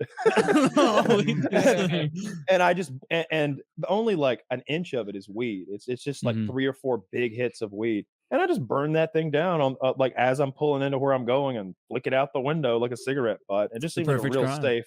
It's okay. It seemed like perfect crime. You know, that's not how we got busted. We'd always pack those up and put them in the cigarette pack before we went out to the bar, so we can like stand out the back in the smokers area and smoke them, and they just look like normal cigarettes. We found like using a chopstick is that like that a chopstick is like the perfect fucking size. You can pack that shit in there. Like you can get a surprising amount of fucking weed in there. But the number one thing you have to do is so you've got the cigarette sitting in there. Just before you smoke it, you bite like the filter and you pull the filter out with your teeth, and the whole filter will come out in one piece. And then you just tear like a little bit of the filter off and then fold it and put it back in. It's like a roach. You fucking know. Man, I'm like, dude, every a lot of step of what you're doing, I've done. I came. I still teach the listeners. I didn't know anybody else ever. I came upon that by myself at home trying to get high. Like the idea that you did that too, or that maybe everybody does that. That shit's massive in Australia because they like people will hide them in the cigarette pack. And they like we called them stealthies, but I don't know what anyone else calls them. But you just like because you open up the pack of cigarettes, it just looks like another fucking cigarette. So you're like, you're good. You can't get caught. Yeah, the full filter was too much. Yeah, like you almost couldn't get high.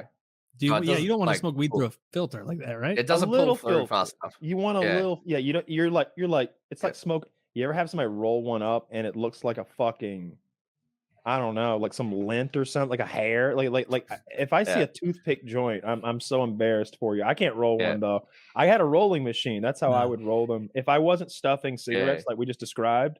But filter and all, I've done that exact thing. It's so funny. Put like too much in there. So like if you're just chilling and you're like, yeah, I'm gonna get high before I go to work or whatever. If you put one into the rolling machine and you roll like something like enough weed in there to like make it roll properly, you're like, oh, I'm gonna be way too fucking high to work. So you end up making these like little greyhounds. We call them whippets, like the little mini greyhounds. So they're like real like thin little joints, and you just like smoke those, But like, it's depends on the strength of the weed though, I guess. But like it's very hard to find specific weed in Australia. You can't just like walk out and go, hey, is it not legal there? Just, like, chill? No, it's very illegal. It's not.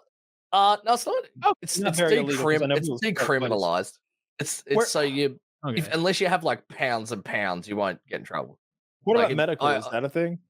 Yeah, that's a thing. Medical's a thing now. Yeah. Well, then the weed there's probably like good then, right? It's getting better.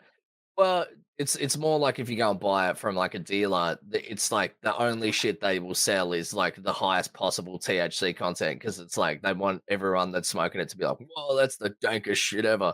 So you're like, unless you got like a weed guy that can like be like, yeah, I've got all these different types of weeds. Mostly you just walk in and you get what you're given, and most of the time it is like insanely fucking strong. So it's like, unless you've smoked a lot of it, or you're just like chilling. If you want to have like one joint before work, then it's sort of not feasible. So you're like, unless you're like, I've never had a drug dealer with like options.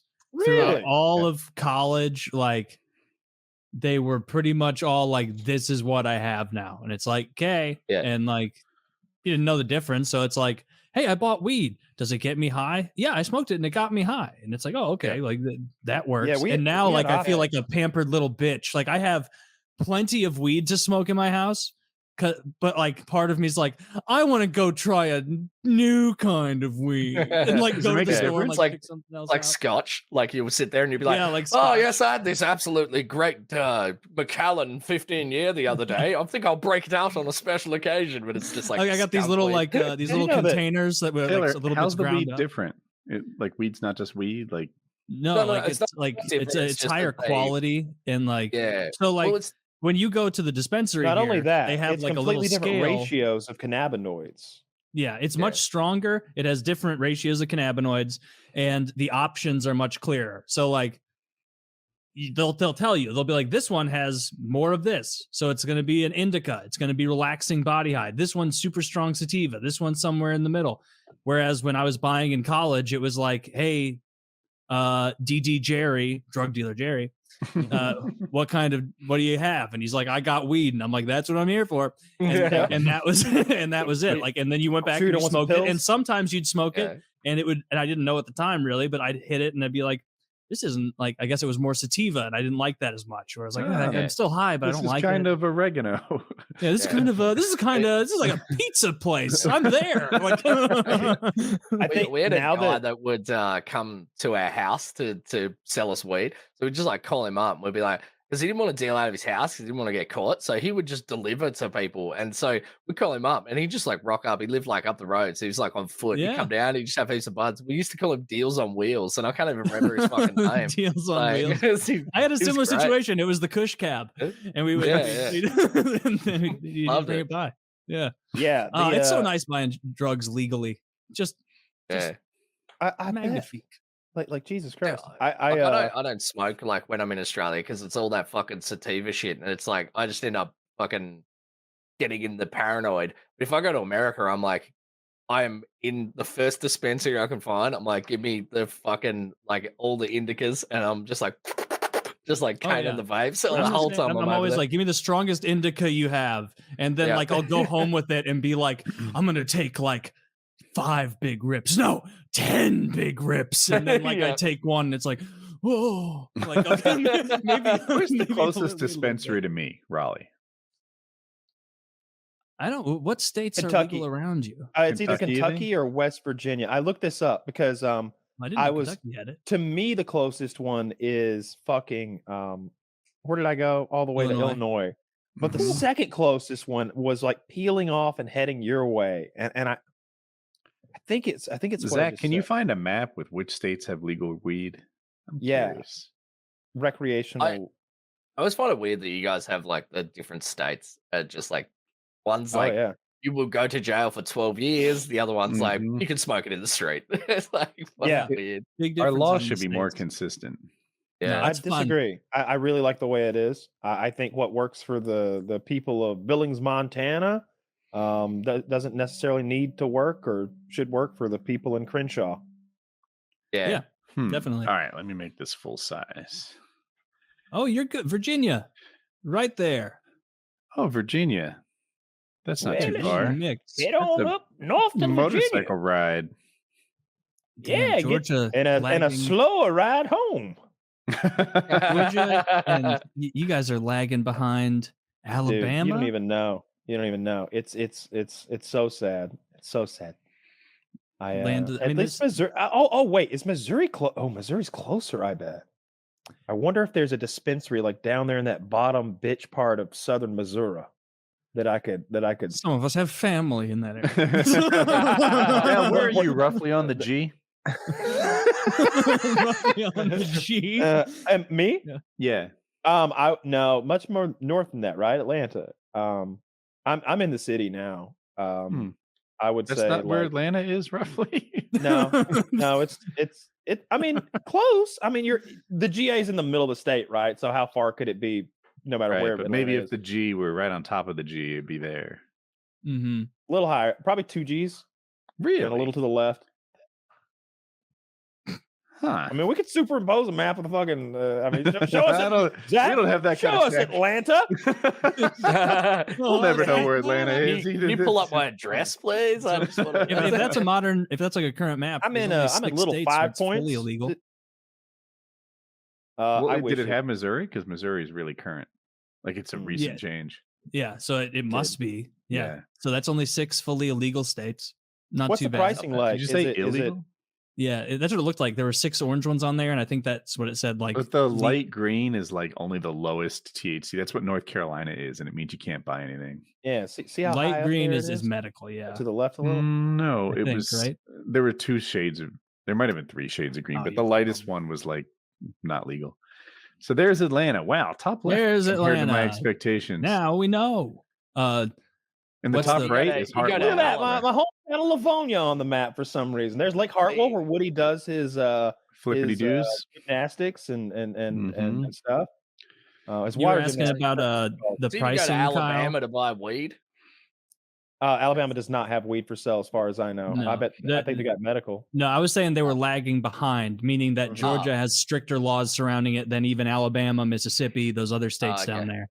Yeah, so it's pretty rough the here. pricing of it here is like Republicans. They have like premium stuff and then like less premium stuff, I guess. Like I got a quarter of some indica for like, I think it was like $70 around there, $75 for a quarter.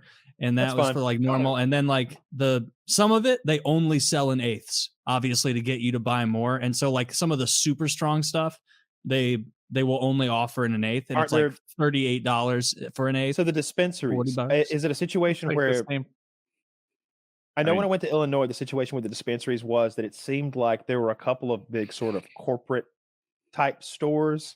It's like, oh yeah, this is this is red leaf dispensaries, and you could, no matter where you went, you were still like buying from the same people. Technically, is it like that, or is it mom and pop? There's like pretty much, I think it's like a law that like a lot of the weed sold in the dispensaries because of state stuff has to be grown in that state. And so like so many of the things, the same way you go to Colorado and it's like from Colorado, or Illinois, from Illinois. It'll be like, this is grown in Missouri. This is this strain. The name of the dispensary, like, are there multiple dispensaries in your town? There are multiple different like chains, but there's a couple that are huge. Like there's one called like N Bliss, and there's a bunch of locations of that. There's probably more than I saw last time because every time I go out of the house, there's another fucking dispensary. I have questions, Taylor. If you wanted to buy legal pot right now, could you walk there? No, I'd have to drive. How long is the drive in minutes? Not too bad. Like there's a couple near me, like probably 15. Like okay, even that's a bit of a too bad. drive though. Like it's not nothing. Yeah, probably. Yeah, it's not like you can probably get gas closer than that. Oh yeah, I can get gas closer than that. Like there's also like, I bet there's one closer than me now because I'm still going to the same one I Googled initially and was like closest dispensary. Like there's probably one like on the other side of it. Now I know where that is. I never need to learn again. Yeah. And like, it's funny. I thought that once it was legal, I'd be going in there like, give me this concentrate, give me this fucking edible. Well, I guess edibles don't count because we have a way stronger fucking sponsor for it. But like, all the other stuff, it's like, do you want to try this like disposable pen? Do you want to try this dab rig? Because like they also sell like rigs and glass there as well. And we have a sponsor for those too. And yeah, hard to beat.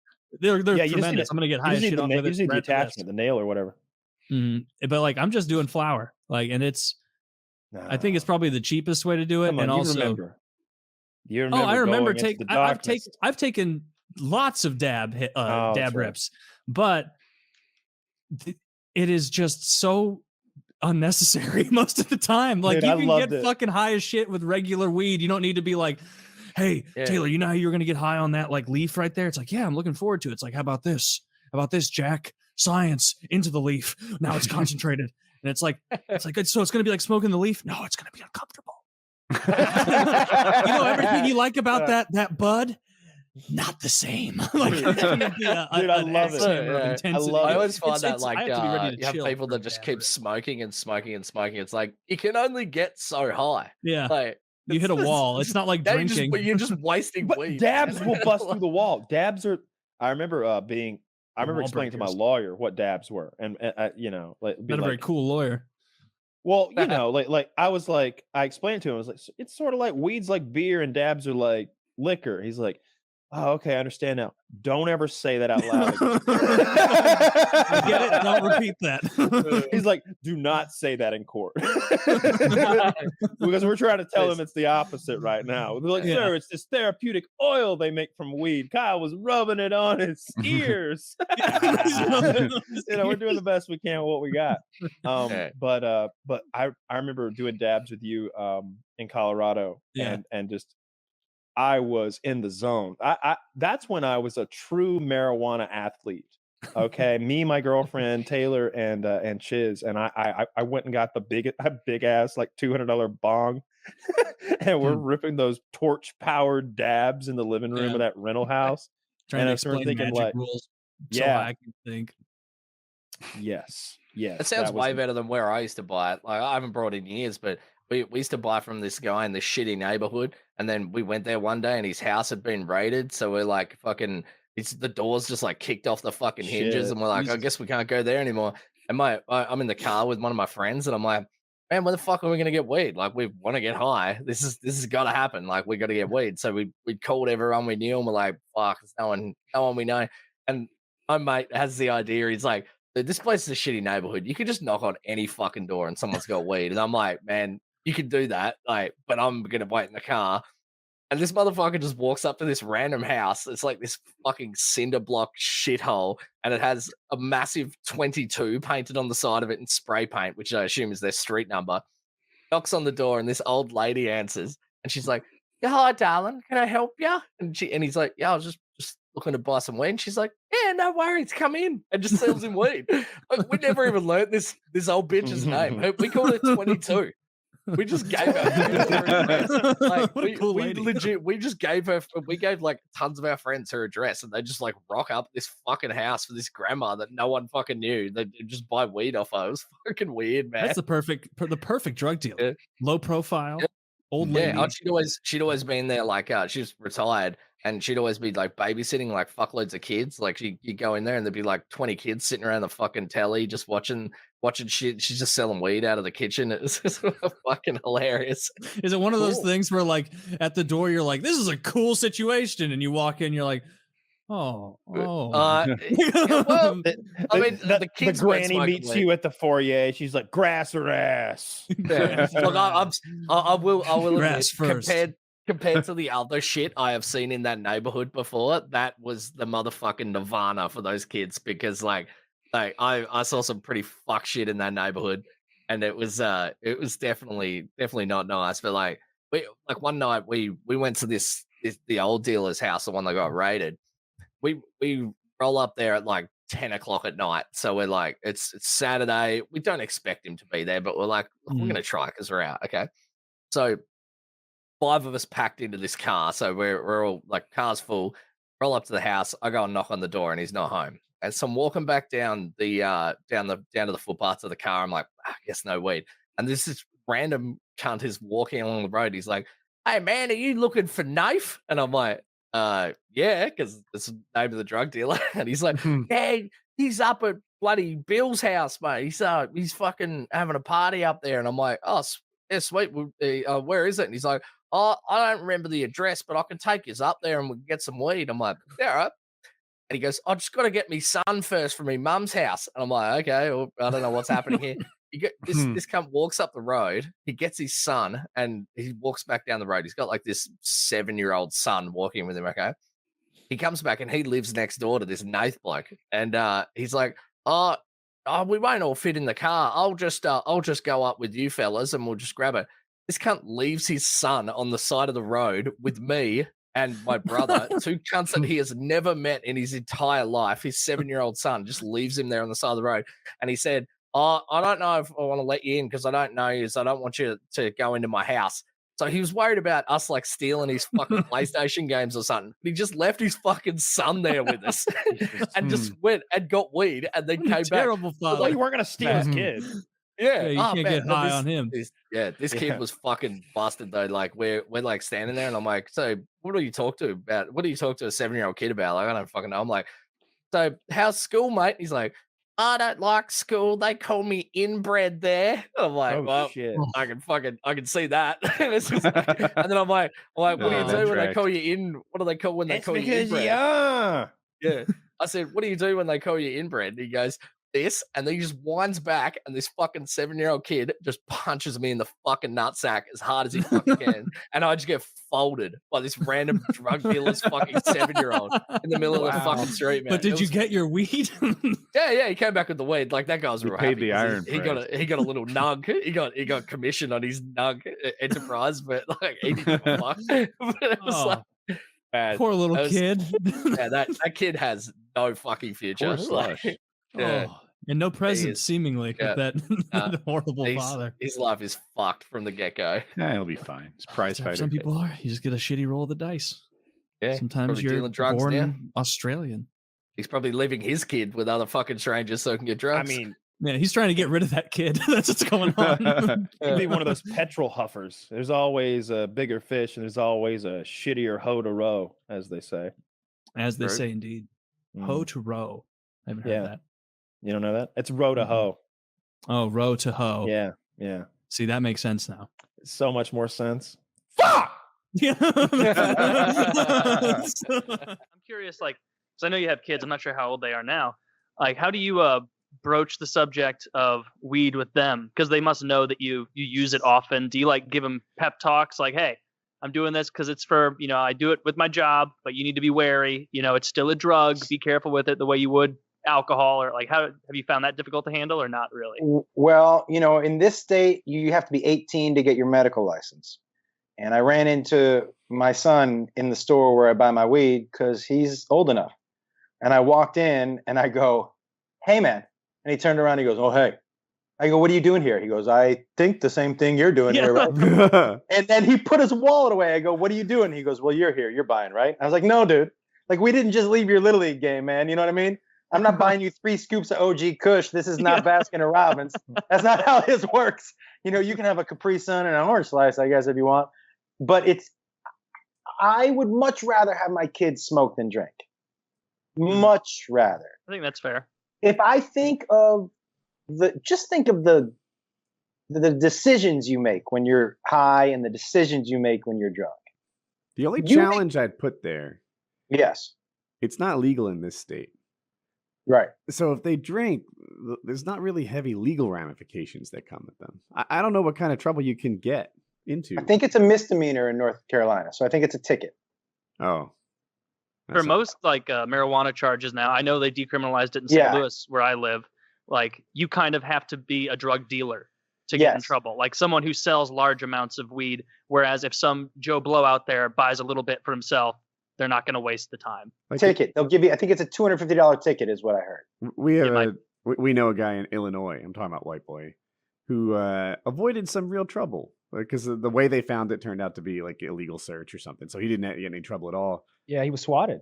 But he was facing. He was? Yeah. Well, yeah, he was swatted, and when they came in, they discovered a bag of marijuana, and there were some pending charges, but obviously got thrown out because there wasn't a legit search. They were there under stupid, ridiculous pretenses, so it got thrown out. I don't guess they gave him his bag back, but nothing came of it. And part of the they found more than an ounce, and he's not a dealer. No one thinks he's a dealer, but he is an avid smoker. I think that's fair to say. I'm not looking to throw him under the bus. So he's just the kind of guy who would own more than an ounce for himself. Yeah. Well, I've had TSA. I travel with edibles. I've had TSA take my edibles out of my bag before. Really? There was one time she took the edibles out of the bag and she held them up like this, because almonds, they'll take them out of your bag because they look like a bomb because they're a mass that they can't X-ray through. Almonds? And so a bag of almonds. And so I had my almonds near my podcast stuff. So it was a mass with wires. Mm-hmm. So they went through my carry-on, and near my almonds was my weed, because that's where I keep my snacks next to each other. Yeah. And she took a bag of probably 15 edibles out, and she held them up and she said, "Do you want to talk about this?" And I said, "Only if you do." Do they smell like pot? How does she know they're not Tootsie Rolls? Because it says, and it's in a city, and I won't say which city it was in because I don't want to get anyone in trouble, but it was in a city where weed is legal, so I'm sure they know what it is. Mm-hmm. And she said, "Are you plan on taking these on the plane?" And I said, "I'll eat them all right now if you want me to." Like, I'm a team player. If just make sure somebody wakes me up when I get to New York is all I'm saying. You got to give me one of those guys with a cart to drive me to my gate. As I'm hallucinating. As long as there's a wheelchair waiting for me when I get off, I think we're good. If you need me to eat them all right now, I will. But it's so not a big deal, But interestingly, even though I'm pro weed and I'm not a drinker, I still feel weird smoking weed. I still have not smoked weed with my kids. Do you know what I mean? Yeah. On paper, you would think, it's not a big deal because my son's 21. I'd have a beer with him. I just still think it's weird to light up a joint with him for some reason. Like the stigma of it, or like the smoking act of like, this still probably isn't very good for me. Yeah, maybe. I don't really know. I really don't know why it's such a big deal. My oldest son is in the Army, so he's not a weed guy at all. But my other daughter and my daughter and my other son they both like weed. But they're both, my kids, man, I don't know if you know anything about me. I met a woman who had 2 kids. We had a kid together. I kicked her out, but I kept all 3 kids. So I kept her 2 kids and my kid. I was a single dad for a long time, and then I met my current wife. So my kids are old, man. Like I have more kids with the current wife because you're collecting a lot of children at this point. No. Yeah, no. And then I left some ice cream cones on the front step. They just kind of gather. I'm going to the store. Don't pick up any more kids. Got it. This one follows me home. But so I have old kids. So my oldest son is in the Army, and he's done a tour in Afghanistan and done the whole thing. And I got a daughter and I got a son. They're all over 21. You okay over there? Death by gummy shit hits different. If that was 20 milligrams, why is this the highest I've ever been? Literally 1 foot off of the gummy bear. Not from the waist down, you maniac. Not both feet. Quarter out, 1 foot. And that's genuine. And I say 1 foot because that's such a low dose that there's no way someone's going to eat a foot and get too high. Like if anything, you're going to eat it and be like, oh, that, this is less, intense than I thought. Well, I mean, I'm a little less look, it's intimidated pretty- now. Here- That's the same gummies. Yeah, that's just different packaging. All right, so here's how to think of it. The thing's 100 milligrams, obviously. Like you could easily put it on a kitchen scale and slice it into 10 slices and have 10 milligram doses. And 10 milligrams is a good starter dose. 1/10 of that fucking bear is a starter dose.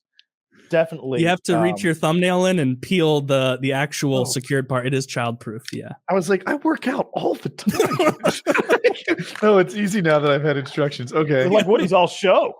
Those are all show muscles. He can't even get his legal weed gummies Should I out bite of the off pack. both feet? 1 foot. You're serious about 1 foot? I want people to see that like 1 foot's not I think scary. you should eat here. I think you should eat both feet, but not the whole waist. There's a difference between the feet and the whole waist. Dude, if both he had a feet. dick, you do not eat where his dick would be. Eat where his ankles would be. Well, I mean, go up to the thigh, but just don't go any higher. Okay, than that. I Get think the that's leg. fair. So that's All right. that's like a fifth of it, or a Yeah, I would roll probably. with that. I think you're. I think let's roll with that. Yeah. Okay, Let's well stop now nibbling on it. well, he did exactly what I told him not to do. So Wait, Well, what did I do wrong? He enjoyed the flavor. you I ate where told you. you ate where the It dick tastes would like have been. watermelon. It tastes like watermelon. No, this Yeah, is really dude. The birthday cake flavor rocks. It's great. Does I it? No, Okay. all right. Yeah. So, Oh, this is so I strawberry disagree jam. with. Birthday cake's better. I disagree with all of that. I think the peach is the best flavor by far. It is the one that tastes the closest to actual candy, if you even care about that sort of thing. But I don't know how the stuff is priced on their site, but they send us this big boy box that's got like many little 1,000 milligram packets in it, and then like Taylor showed you before, the 2,500 milligram jar is pretty legit. I don't know if they're gonna. Do they have the other products up yet? I'll tell you guys about that after the show. For this, just the gummies for now. Okay. Yeah, cool. just the gummies for now. But yeah, they're very strong. Start if you don't have a tolerance, start with 1 foot so that you feel, because I've done that with edibles before where I take you get high in the minute and you're like, I'm gonna get blasted, and you take a bunch and then 5 minutes later you're like, oh, maybe I was too aggressive, and then you're kind of waiting for it to kick in too hard. It usually doesn't though. You're like, oh, I got worried about nothing. But yeah, start slow. Start slow. You wouldn't start out a night you wouldn't go to a friend's barbecue and drink half a fifth of vodka as soon as you got there. That'd be an insane thing to do. And so, start slow with the gummies. Very high quality. I hope you guys like them. Yeah, I actually told my Uber driver about them today. He was like, really? Nice. And they're just legal? I used to love edibles. Yeah. Well, get ready to take off, motherfucker. Because I just remembered I had a gummy. I'm starting to get high. I'm like, what is happening here? I hope I don't lag out. I forgot all about the gummy. Feel it come. Just know you ate more than we wanted you to. What? I thought I smashed these instructions. It'll be fine. Oh. I felt like you ate where the dick was. Maybe I did. It just seemed like so little. You'll be fine. You'll be fine. Nah. I know. It's hard to illustrate that point effectively enough because you look at it and you're like, no way. Right? No way. But I'm telling you, I ate 3 of them when I first got them, and it was such a nightmare. Taylor, while you left, what you could do is an ice water enema. Your gummy kicked in while I left. Yeah, I was gonna say, because as you were leaving, Kyle, I was like, oh my god, if I lag out, I was like, if I lag out, it's just hi, Woody. That was funny. Yeah, as you were gone, Kyle, I was thinking like, oh no, that's gonna kick in soon, and it might make him quiet. But also, I was thinking like, when you're in show mode, when you're in talk mode with weed, like it's gonna get depressed some. And so I was like, I think it's gonna be after the show when Woody's mellowed out that he's like, oh, okay, now that I'm not like on guard, like performing, it's gonna sink in and you'll relax. But how's that amount treating you? How are you doing? Yeah, it's more than I expected because I had the ones that I had taken before were 35s, so I would eat a quarter of it, or sometimes even a half. By this math, what did I eat? Like 15? So, but it's so much more than like the quarter of 35, which is I guess 12. You ate shins down. Like you didn't just go feet. You ate a little. Yeah, probably. I would get Zach. That's probably right. He ate about a fifth of it, probably 20 milligrams. Not anything crazy. That's what I thought as well. I thought you ate like not only the little feet, little nubs there, but I thought maybe you got some of where the dick would have normally been if it was an anatomically correct gummy bear, which you have to pay extra for some reason. Hey, tell them that, Taylor. Tell them we'd like some gummy dicks. I mean, I bet they can do it. But it shouldn't be just more gummy. I want it to be a little jewel of some sort. a little drop of sugar right there. I think they taste good. I like that. I'm not saying they don't taste. The watermelon tastes good anyway. It's the only one I've tried. But I'm really the way this dick works. It should be like a shiny piece of sugar. It's not that they don't taste good. It's that it's decorative. I believe you believe that makes sense. I want you to feel safe and comforted having those thoughts. And loved. Not. You okay over there? Death by gummy shit hits different. If that was 20 milligrams, why is this the highest I've ever been? It's real deal. See, we're not fooling folks. It's good for people. It's good for people at home that they saw this. Start very this shit small is like amounts. truth serum too. Like just gets you lit. Yeah, it's high quality stuff. Code PKA20 for 20% off, folks. Speaking of hot beer, okay. There's the one I ate versus a brand new one. Okay, so that's we were right about 20% of it, about a fifth of it. Yeah, that maybe even less than that. Be careful, folks. Here's the other thing, and another thing, Woody, is it's a different chemical. It's a different chemical as well. So I don't know. Maybe it's stronger than weed. I think it's stronger than weed. I mean, maybe I'm wrong. These I don't know. Specifically, these 100 milligram edibles feel like a fucking weed edible. Like they're so correctly dosed. I think people have thought Delta 8 was way weaker than it was for a long time because so many companies were like, "Oh, this is a 50 milligram edible," and it really had fucking 7 in there. So you convince yourself. Solid theory. I may be overstating it to say that it's stronger than weed. I really don't know. It's hard to put a good grasp on it because I haven't eaten any real weed in so long. They'd be like, "Kyle clearly faking," and I'm like, "No, Kyle's one of my closest friends. He was not faking. He was having. He was trying to mitigate a full-on panic at one point." I've not seen the episode, and I haven't heard about this. So give me the 2-second TLDR. Oh, it was just it. I got them all eaten about 2 hours into the show, and just slowly had a meltdown. I was like this, and I think someone asked me why I was doing this, and I was like, I'm holding on. like I felt like I was vibrating, like throughout my whole body, and I would have these long periods of time dilation where I couldn't tell if a moment had passed or 3 seconds or 10. It was really discombobulating. Was your voice coming out warbled to where you would say something and then a half second later in your memory the way you said it was goofy and weird? It was hard to it felt like my voice was doing stuff. It was really awful. Like we were talking about it in a call the other day, and somebody was like, "That was wild," and Dirty was like, "You should have been in the other room. He had to walk past us to get to the bathroom every time." Dirty's like, "He was hanging on the wall getting to the bathroom." I was I could barely walk. That was silly. That was awful. I'll never do that much again. That feels like super high dose of THC. That's what it does to me too. I did a trip up to Colorado with my brother. We met him out there.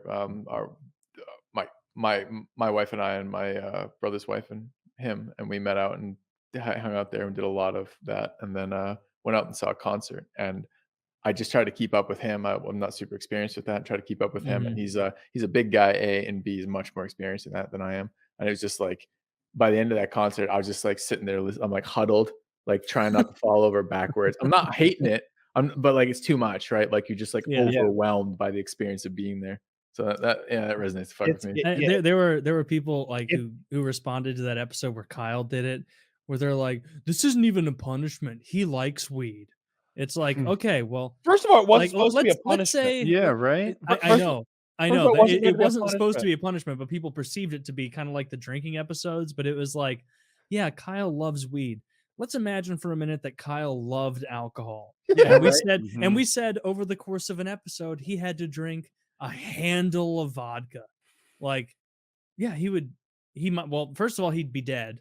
I think. I don't think you can drink that much in that amount of time and I not don't think die. so. You But can. like, yeah, I- even if I he think I was would the be biggest vomiting. like connoisseur of vodka, if he had to drink that much of it, he'd be vomiting and feel like dog Yeah. shit. Like same thing with weed. No, that was awful. That was a real shitty because that was our last night there too, and I had to be at the airport at like I don't know, like 11 hours after I started eating those things. I was so high on the way to the airport. So fucking high. I love getting high. Like weed is my drug of choice. But I don't like waking up the next day still feeling high. Because then it's like, even though it's not like a hangover where you're waking up like, oh my goodness, my head hurts and I'm dehydrated and I don't feel great, but it's still enough. Like I that can't weed even- hangover, and it's only from edibles. I can smoke as much as I want the night before, and then you're fine by the morning. But if you take a bunch of edibles, like you wake up still tired. You could sleep for 10 hours. I and don't you even remember still if I wanna did keep sleep. sleeping. Like I can't remember if I slept. There wasn't a lot of time between like the end of the show and like when I had to be like up to get ready. So I don't remember if I slept or not. I just felt awful. The when it was over, like there was a little bit of a hangover the next day. I wasn't sober when I got in my car at the airport, like back in Atlanta. Like I had to sit in the car for a while. That sucks to get home and then have to sit in your car and sober up, like listening to music or whatever. Like I didn't feel necessarily high. I had been high for so long that I wasn't sure if I was still high or how high I was. Like I did. It was almost like I didn't have a concept. You know what of a good so- test for that is? of what If you're- sobriety was. Get on a the good- highway a- and just gun it. Dude, what I've found over time, and it was because a friend told me this when I was much younger, like where I was like, I don't know if I'm still high the next day if I take a bunch of edibles or whatever. He was like, if you wake up and you are thinking over and over about, am I high? Am I not high? You're high. Like the fact that you're having that little debate in your head means you're still fucking high. I do that a lot. I do that with alcohol too. Really? You wake up next morning wondering if you're still drunk? The aspect of it where you're like wondering, like, am I drunk? Am I faking drunk? Oh, I Yeah, like see. like that. I do that a lot. But I feel like that's almost foisted onto you by the fact that the only time you drink is when you're doing this show, right? Like if you and Jackie decided you wanted to watch a couple episodes of The Witcher and you both wanted to have some wine or something with it, like you wouldn't be thinking throughout the process, like, am I buzzed? Am I drunk? Am I feeling also this? like there's something about like doing the show and kind of being like on and like doing our thing here that like you almost turn off like a little part of your brain that's even like keeping track of how you're doing. If I was just chilling on my couch, I'd be much more cognizant of how high I am right now. I'm pretty high right now though. Like this is what I do is I mix the THCO and the THCP, and well that's combined OP. It's two made up things that are probably like all just some sort of Chinese goo that I'm smoking that has no anything in it. God knows what this is. We're all going to die of cancer if we keep smoking. Dude, it's this. We just gotta stop. extracted from hemp. Yeah, if you say so. I don't know how they got all that juice out of hemp. I don't know about THCO. That might be synthetic, but Delta 8 isn't. I don't know what I'm smoking, but it works, I suppose. But yeah, I think there's different like tolerances and tolerance breaks or whatever for maybe like THCO versus THCP versus like, when I go to a legal state now, like, am I going to have no tolerance? Like because I haven't been smoking weed. You will have no. I can tell you this for a fact. Like for a long time now, I've just been doing Delta 8, not regular weed, because regular weed isn't legal here. So I was like, I just take more of this and it does the same thing. May as well do that. And so I'd been doing Delta 8 for months. And then I went to my brother's bachelor party in Florida, and a bunch of guys flew down there and we were all having a great time. And I thought like, oh, Delta 8 tolerance will translate to Delta 9 tolerance. Like it's got to be some of those same receptors and shit, Delta 9 being normal weed. Mm-hmm. And I smoked a lot of regular weed that weekend and I got unreal high off of no, I'm serious. Like a couple hits off of a Didn't blunt expect that. in a Delta 8 circle. doesn't build a tolerance at all. I thought it would. They're And too then different I things. smoked regular weed and I got like borderline uncomfortably high off of like 4 hits off of a big blunt. Well, I guess 4 passes, so 8 hits off of it. But like I was not expecting that. I remember I was sitting there. We were all at this area like by the water in this little like cabana, and everyone's passing it around.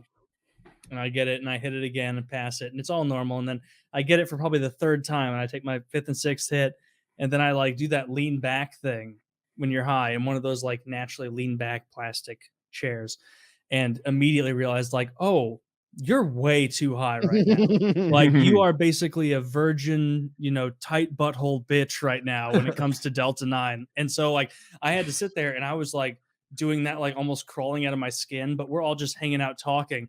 And so I was like, all right, I need to sit here for like 20 more minutes and then I can get up and leave naturally. And like I even had that reminder voice in my head where it's like, Taylor, game time. You've been too high more times than you can count. You know how to handle this. And if anything, this is that what gave we me, trained for. If anything, that little internal monologue gave me hope where I was like, yeah, I've been way higher than this and handled it just fine. I'm good.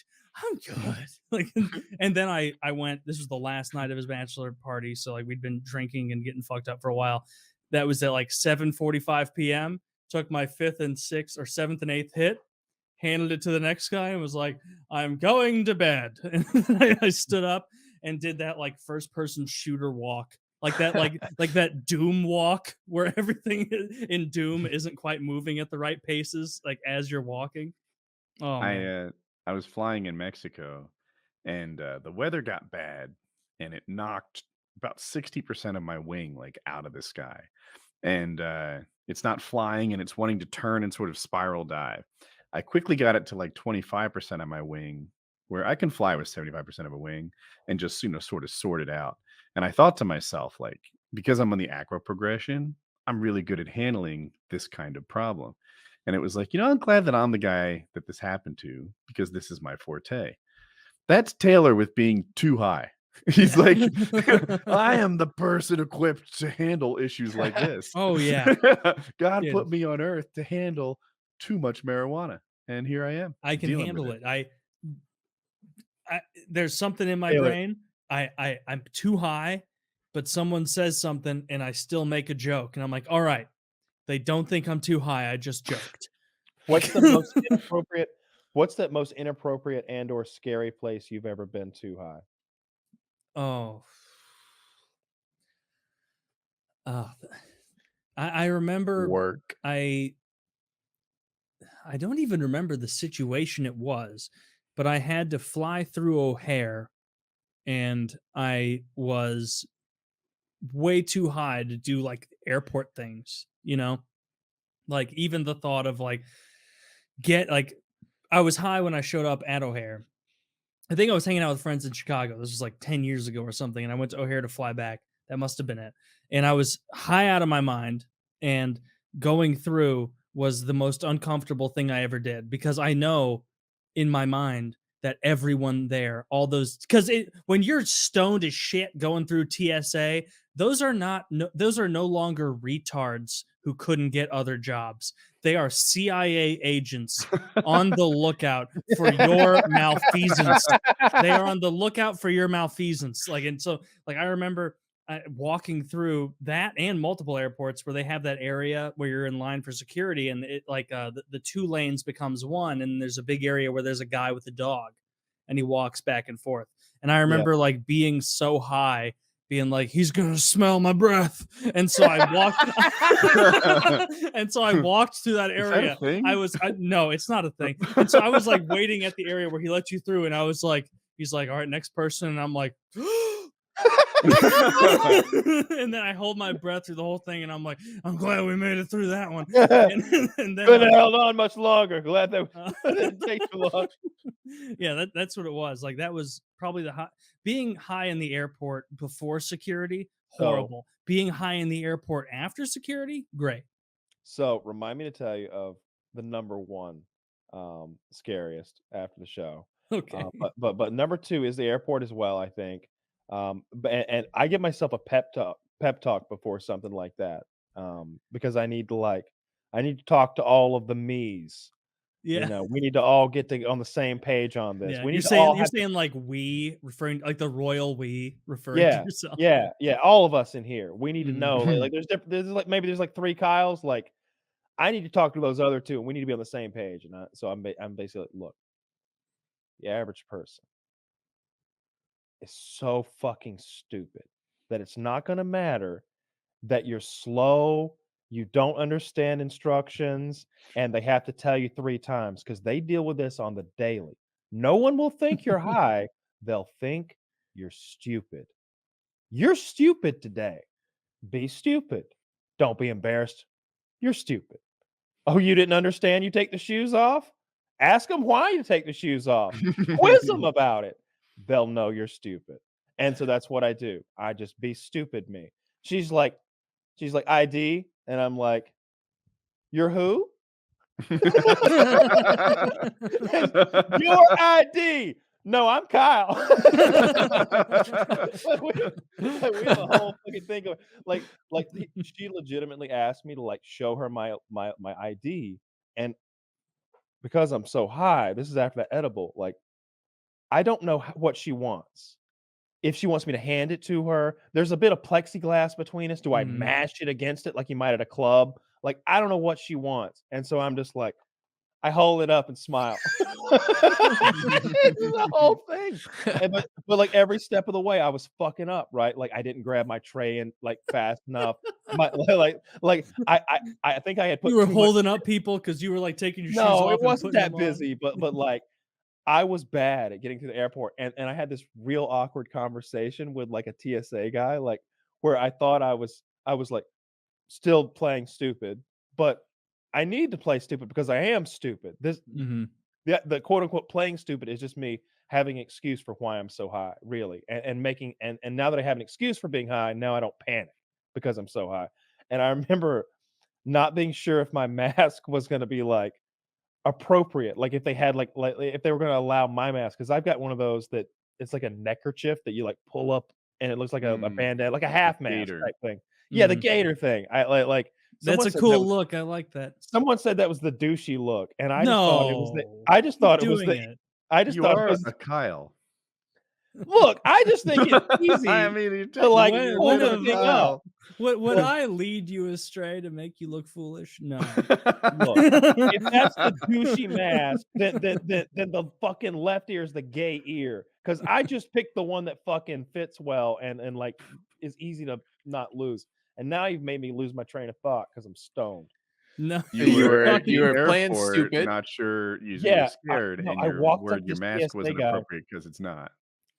See, the reason I was confused is because that even though I was wearing that like neck gator douchebag Kyle mask, they handed me this little like the cheapest temporary paper mask you've ever seen. Throw And that in the trash. Garbage. We'll see what I took. What stoned me took, and keep in mind, there's the chatter of the airport line part. I thought she was like, what it was is she wanted me to wear that one for the scanner, for some reason. Like even like she didn't want me to wear mine to do this. Maybe it was bunched up. I think that is the case, but she didn't explain that, or I didn't hear that. So I kept wearing it, and I thought she was like, "Your mask is no good here. Don't wear your mask." That's what I heard. You've got an illegal mask, and now I'm thinking like, if I were to wear this mask any deeper in the airport, I might be subject to further questioning, and I will not stand up to such a questioning. So I like walk up to this TSA guy, and I'm like, "Is my mask okay? Am I wearing the wrong mask?" And he's like, "What are you talking about?" I'm like, You think that guy gives a fuck? I had the most awkward conversation with him ever. He was like, is this mask okay? Pretty Yeah, much, man, whatever. Yeah. We should sell something like a hoodie that you wear backwards. So you just walk around with like a little hoodie in front, and then when you need your mask, you can go to the And Quickie Mart. it's got a cutout band. Yeah, for it's your like a eyes. balaclava type thing. Yeah, you pull it like in. you're a Maybe it has Ninja a cool Turtle. face. Makes you look something, I don't know, like the Joker.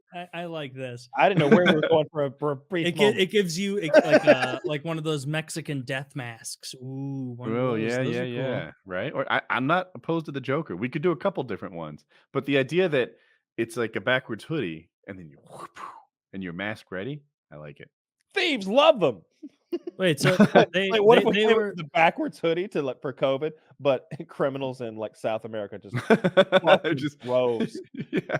They're like, Oh, I mean, that shit's already happening. Have you seen all the videos in like South America where it's like subject breaks into a convenience store and robs it, but was wearing a mask, so we don't know who it is. when I go to the pharmacy to pick up like drugs for Kitty, I wear my mask. Which is it really a douchey mask? Am I not supposed to wear that one? Did someone But decide that I mask don't is even lame? know. I don't even know what the fuck you're talking about. Okay, this is. This is what we should sell. I don't see the joke. This is cool. How terrifying would that be to see it on I just everyone want to in go through the airport like And they're like you give them your ID and you just refuse to zip it down. No. The ID is that. Yeah. The ID is a picture of that, and you're like, I'm so sorry. Let me fix this. I Zip it up. take it off and reveal myself to be pushing 50 in that fucking thing. I didn't know. Kyle, are there like that? They were saying there were masks that you're not supposed to wear anymore. No, he was high. He was worried about that. He was worried because he knows. Oh, his so mask you is you really just a- so that was whole cloth invented by you in Well, the like moment. I said, it was a misunderstanding. But like now, the sober me in retrospect believes that as I went through the scanner, they wanted me to put on that little thin papery thing, so the scanner could scan better. And they fully You're not intended me to hiding a blade in your crazy mask. Yeah, but what I heard was like, you can't wear that here. What she meant was like, take it off because the scanner, blah blah blah. But I heard like, don't wear that in the airport or we'll interrogate you, druggie. So I was like having a whispered conversation with some random TSA guy about, is my mask okay? She said my mask wasn't okay. I don't know if my mask is okay. And he's like, we do not have a mask policy. I don't know where he was from, but he said I do not care what you do. What do you think I care where you wear a mask from? That's basically what I got from him. He was like, I just do not care if you wear a mask. Any mask we do, and that's why That's how I would be if I was an airline employee. No, just fucking put a sock in front of your mouth. I don't give a shit. Just something so I don't have to get involved. But I'm afraid of like getting into an instance where I have to explain myself because I know I'm going to be bad at doing that. You're allowed to be dumb. Like I've taken that same strategy. Didn't you like? What was it like? I became a fucking zombie. I was numb as shit. Doesn't weed do that to you though? Because I'll tell you what, if in a different way. The edibles that you're doing, are they homemade or are they from a store where you know from the dispensary? Do you know what dosage you're taking? Milligrams? 36% on these gummies, which doesn't have like a milligrams, which is weird, but it's like 36% on the gummy. So I guess I could weigh the gummy and figure it out. Is it just like a gummy bear? No, it's like this little, and it tastes like shit too. But then the question is like 36%. What? Like pure THC? 36 pure. Because that's 36 pure. See, that's yeah. not a thing though. Right, exactly. I don't know why they measure it like that there. Yeah. So in Colorado, I want to say everything civilian use was what, Taylor? Like 5 milligrams? So you 10 had to take milligram. Yeah. Was it 10? It's so 10. Yeah, everything's 10. What does civilian use mean? Can you back up to that? Pardon? Everything's civilian use. So there's medical and recreational, even in a state like Colorado. And the medical people get access to much higher doses because they're not having fun. They're treating fucking excruciating diseases. Cancer. And yeah. Whereas like some girl who just flew in from South Carolina might be like, yeah, I want to get high. Give me the candies. They're pretty. You don't want to give her the star of death, Joey Diaz kind of dosage that's going to put her in a coma. But the guy who's like dying of pancreatic cancer and is just in so much pain you can't fathom it, he needs a star of death. He needs to go to another realm today. Mm-hmm. Yeah. So the civilian stuff that you just walk in and plunk down some cash with a government issued ID that says you're 21 is 10 milligrams. I had forgotten. I thought it was 5. And so for somebody like me that had a really high tolerance, I would, if I really wanted to get high, I would take like 50 to 75 milligrams. So I had to eat like 5 of everything. Now, because it's 10 milligrams per dose, a lot of people will be like, oh yeah, I want this or that. This is the kind of candy or food that I like. But it's like, no, it's this fucking big. It's a huge like Yeah, you gotta eat muffin. half a dozen cookies if you want to get Or bigger on that. muffins. Like if it's cupcakes, it's like, do you really want to eat 5 muffins right now? Is your The dinner for answer is today yes, Kyle. cupcakes? No, in my case, like, absolutely not. I'm Like I want to Dude, steak. you get 2 muffins in, you're gonna be like, poof. You're probably I'm right. You're literally on the toilet eating your 4th muffin, and you're still not even buzzing Why yet. do they make it with bran? It makes no sense. So what I would do is I would look for the tiniest thing. Like y'all got Tic Tacs. Like I want like a Tic Tac type candy that's 10 milligrams. That way you can pop 5, 6, 7 of them and, They and had get to where you those. want to go. Like Yeah, those they did. little, That's those what I little would get. pill bottles where it was like The it pills would say suck. sativa on it. And I remember buying those because we got those when we were in Colorado together. Mhm. And maybe it was some sort of psychological thing, but taking those pills, I never felt like I They was didn't getting work. high. I'll tell you But how I if know I they ate didn't the work. little square of chocolates that they came, Oh, the I would chocolates work. feel that. And the chocolates Here's tasted why. pretty good. So here's why. There's different ways to do marijuana edibles. You can dissolve the THC with alcohol, and then you can turn it into a hard candy. And then there's a different process where you're bonding the THC to a soluble fat, like coconut oil or butter or vegetable Mhm. oil, anything like that. And then you're cooking it into, very carefully, cooking it into a pastry or a chocolate, a confectionery of some kind. Both of those work. Whatever they're doing to those pills doesn't work.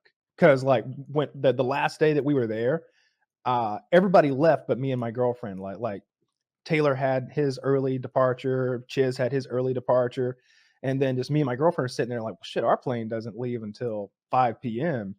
We don't have to leave this place until like 1 in the afternoon. And so we're left with everybody's collective weed that was left over. And there was a lot. There was a lot. And so I've got all this weed, and we just drive with the weed to the airport. My plan is like, I'll do as much you can. It's Colorado. Yeah. We're not taking it on the plane. No. He's trying to load up before the I plane. was- Maybe a little. I thought 20 seconds from now, it's who's checking the bags. Yeah. Look, you may or may not be able to get some back in your bag, but in any case, my plan was to do it right there at the airport and then throw it away before I went into the airport. And so we're sitting there at the airport, and I'm just eating all the edibles. I'm eating them all. And there's I ate that whole bottle of pills, Taylor. The whole bottle. Jesus. I did the whole bottle, throw that away, and then like it's like half an ounce of weed. I have to throw that in the trash, and I'm eating them all. I do like 150 milligrams of like marijuana edibles.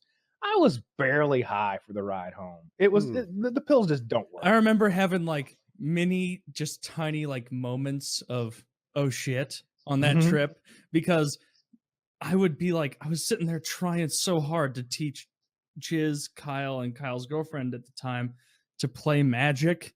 And it would be a thing where like Kyle's tolerance, and I think Chiz's too, was so high that they'd be like, all right, let's pass around this this dispensary joint.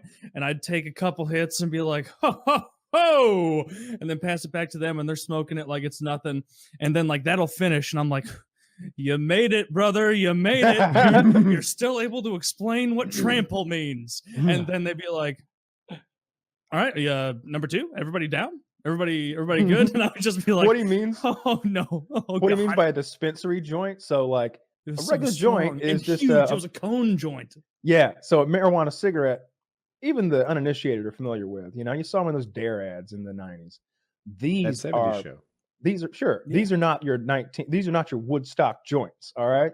First of all, it's got a little cardboard tip on the back, so you're not like getting this mushy thing you're sticking in your mouth. Second of all, it's shaped like a cone, so it gets bigger as it goes toward the end. That you can buy the cones empty, and you can sprinkle marijuana into them, and then you twist the end at the end, and you've got this ready to go thing. But you can buy pre-rolls in Colorado and other legal states, and you can buy premium pre-rolls. So you're like, yeah, I want the premium pre-roll. It comes with, it's full of super strong marijuana, of course, but then they like sprinkle keef on the inside, which is like marijuana pollen. Essentially, it's like if you took the marijuana buds and like when you grind a lot of marijuana with a marijuana grinder, there's a fine wire mesh thing in the bottom, and the very fine particulates of pollen can fall through that, and it's called a Hіgh catcher. So you screw the bottom off of the grinder, and after you've ground up an ounce or two, you've got a significant amount of this pollen, which is a concentrated version. Yeah. Well, they fill it up with that too, and then they take hash, and they put hash in there too. Hash, there's different ways to make it, but like the old school way was you just took the marijuana plants and rubbed your hands on them over and over, and the Hіgh and the other like terpenes or whatever would like stick to your hand, and then you would roll your hand like this, and it would come off in this tarry, like sticky substance that you could put in there. That's also a concentrate. It's more of a natural concentrate.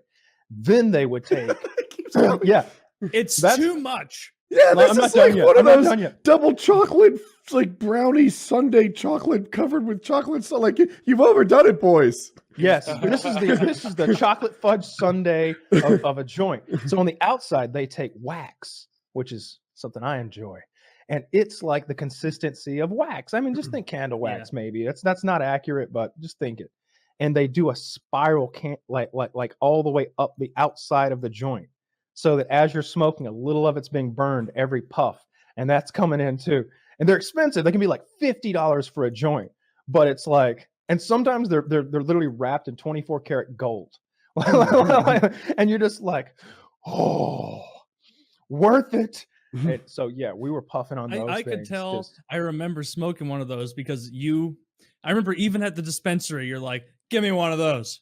Give me, yeah. You want the master class Mr. P 420 extravaganza? And Kyle's like, yeah, give me actually 6. And they're like, that's like $200, whatever. Like he didn't care. And I remember smoking one of those, and just the taste of it, I was like, oh, I'm fucked. Oh, this is totally different than the college weed I smoked. I have a Oh, like question. I'm about to be zooted. If Taylor had bought that and he was alone, could he smoke like an eighth of it and save it for you later? have to. I couldn't smoke one by myself. No, I it couldn't. would be one of those things No where man like can. I would have had to light it, We need take that like strange 2 central little guy. mini hits, 2 or 3 mini hits, and then like put it out, because it would get you like comatose, like falling asleep high. I wrote down a question for that. What is too high? I don't understand too high. It's like too rich or too good looking or Okay, like, so I can explain that. For me, I got too high once. Specifically, I got crossfaded because you guys know I don't drink. We've talked about that. But I was hanging out with friends, and they're like, "Look, you're safe. Eat your edible and get yourself on another planet, and they're going to give you a few shots." And I'm like, a few shots to me is like 10 shots to you. Like I have the stomach surgery. It's going to be 2 shots. You'll take 2 shots. I think I ended up doing 3. And for me, I could not think straight. I was anxious. I was annoyed, and I wanted it to be over. And that's what too high was for me. What about for you guys? Well, if I usually vomit if I get too high.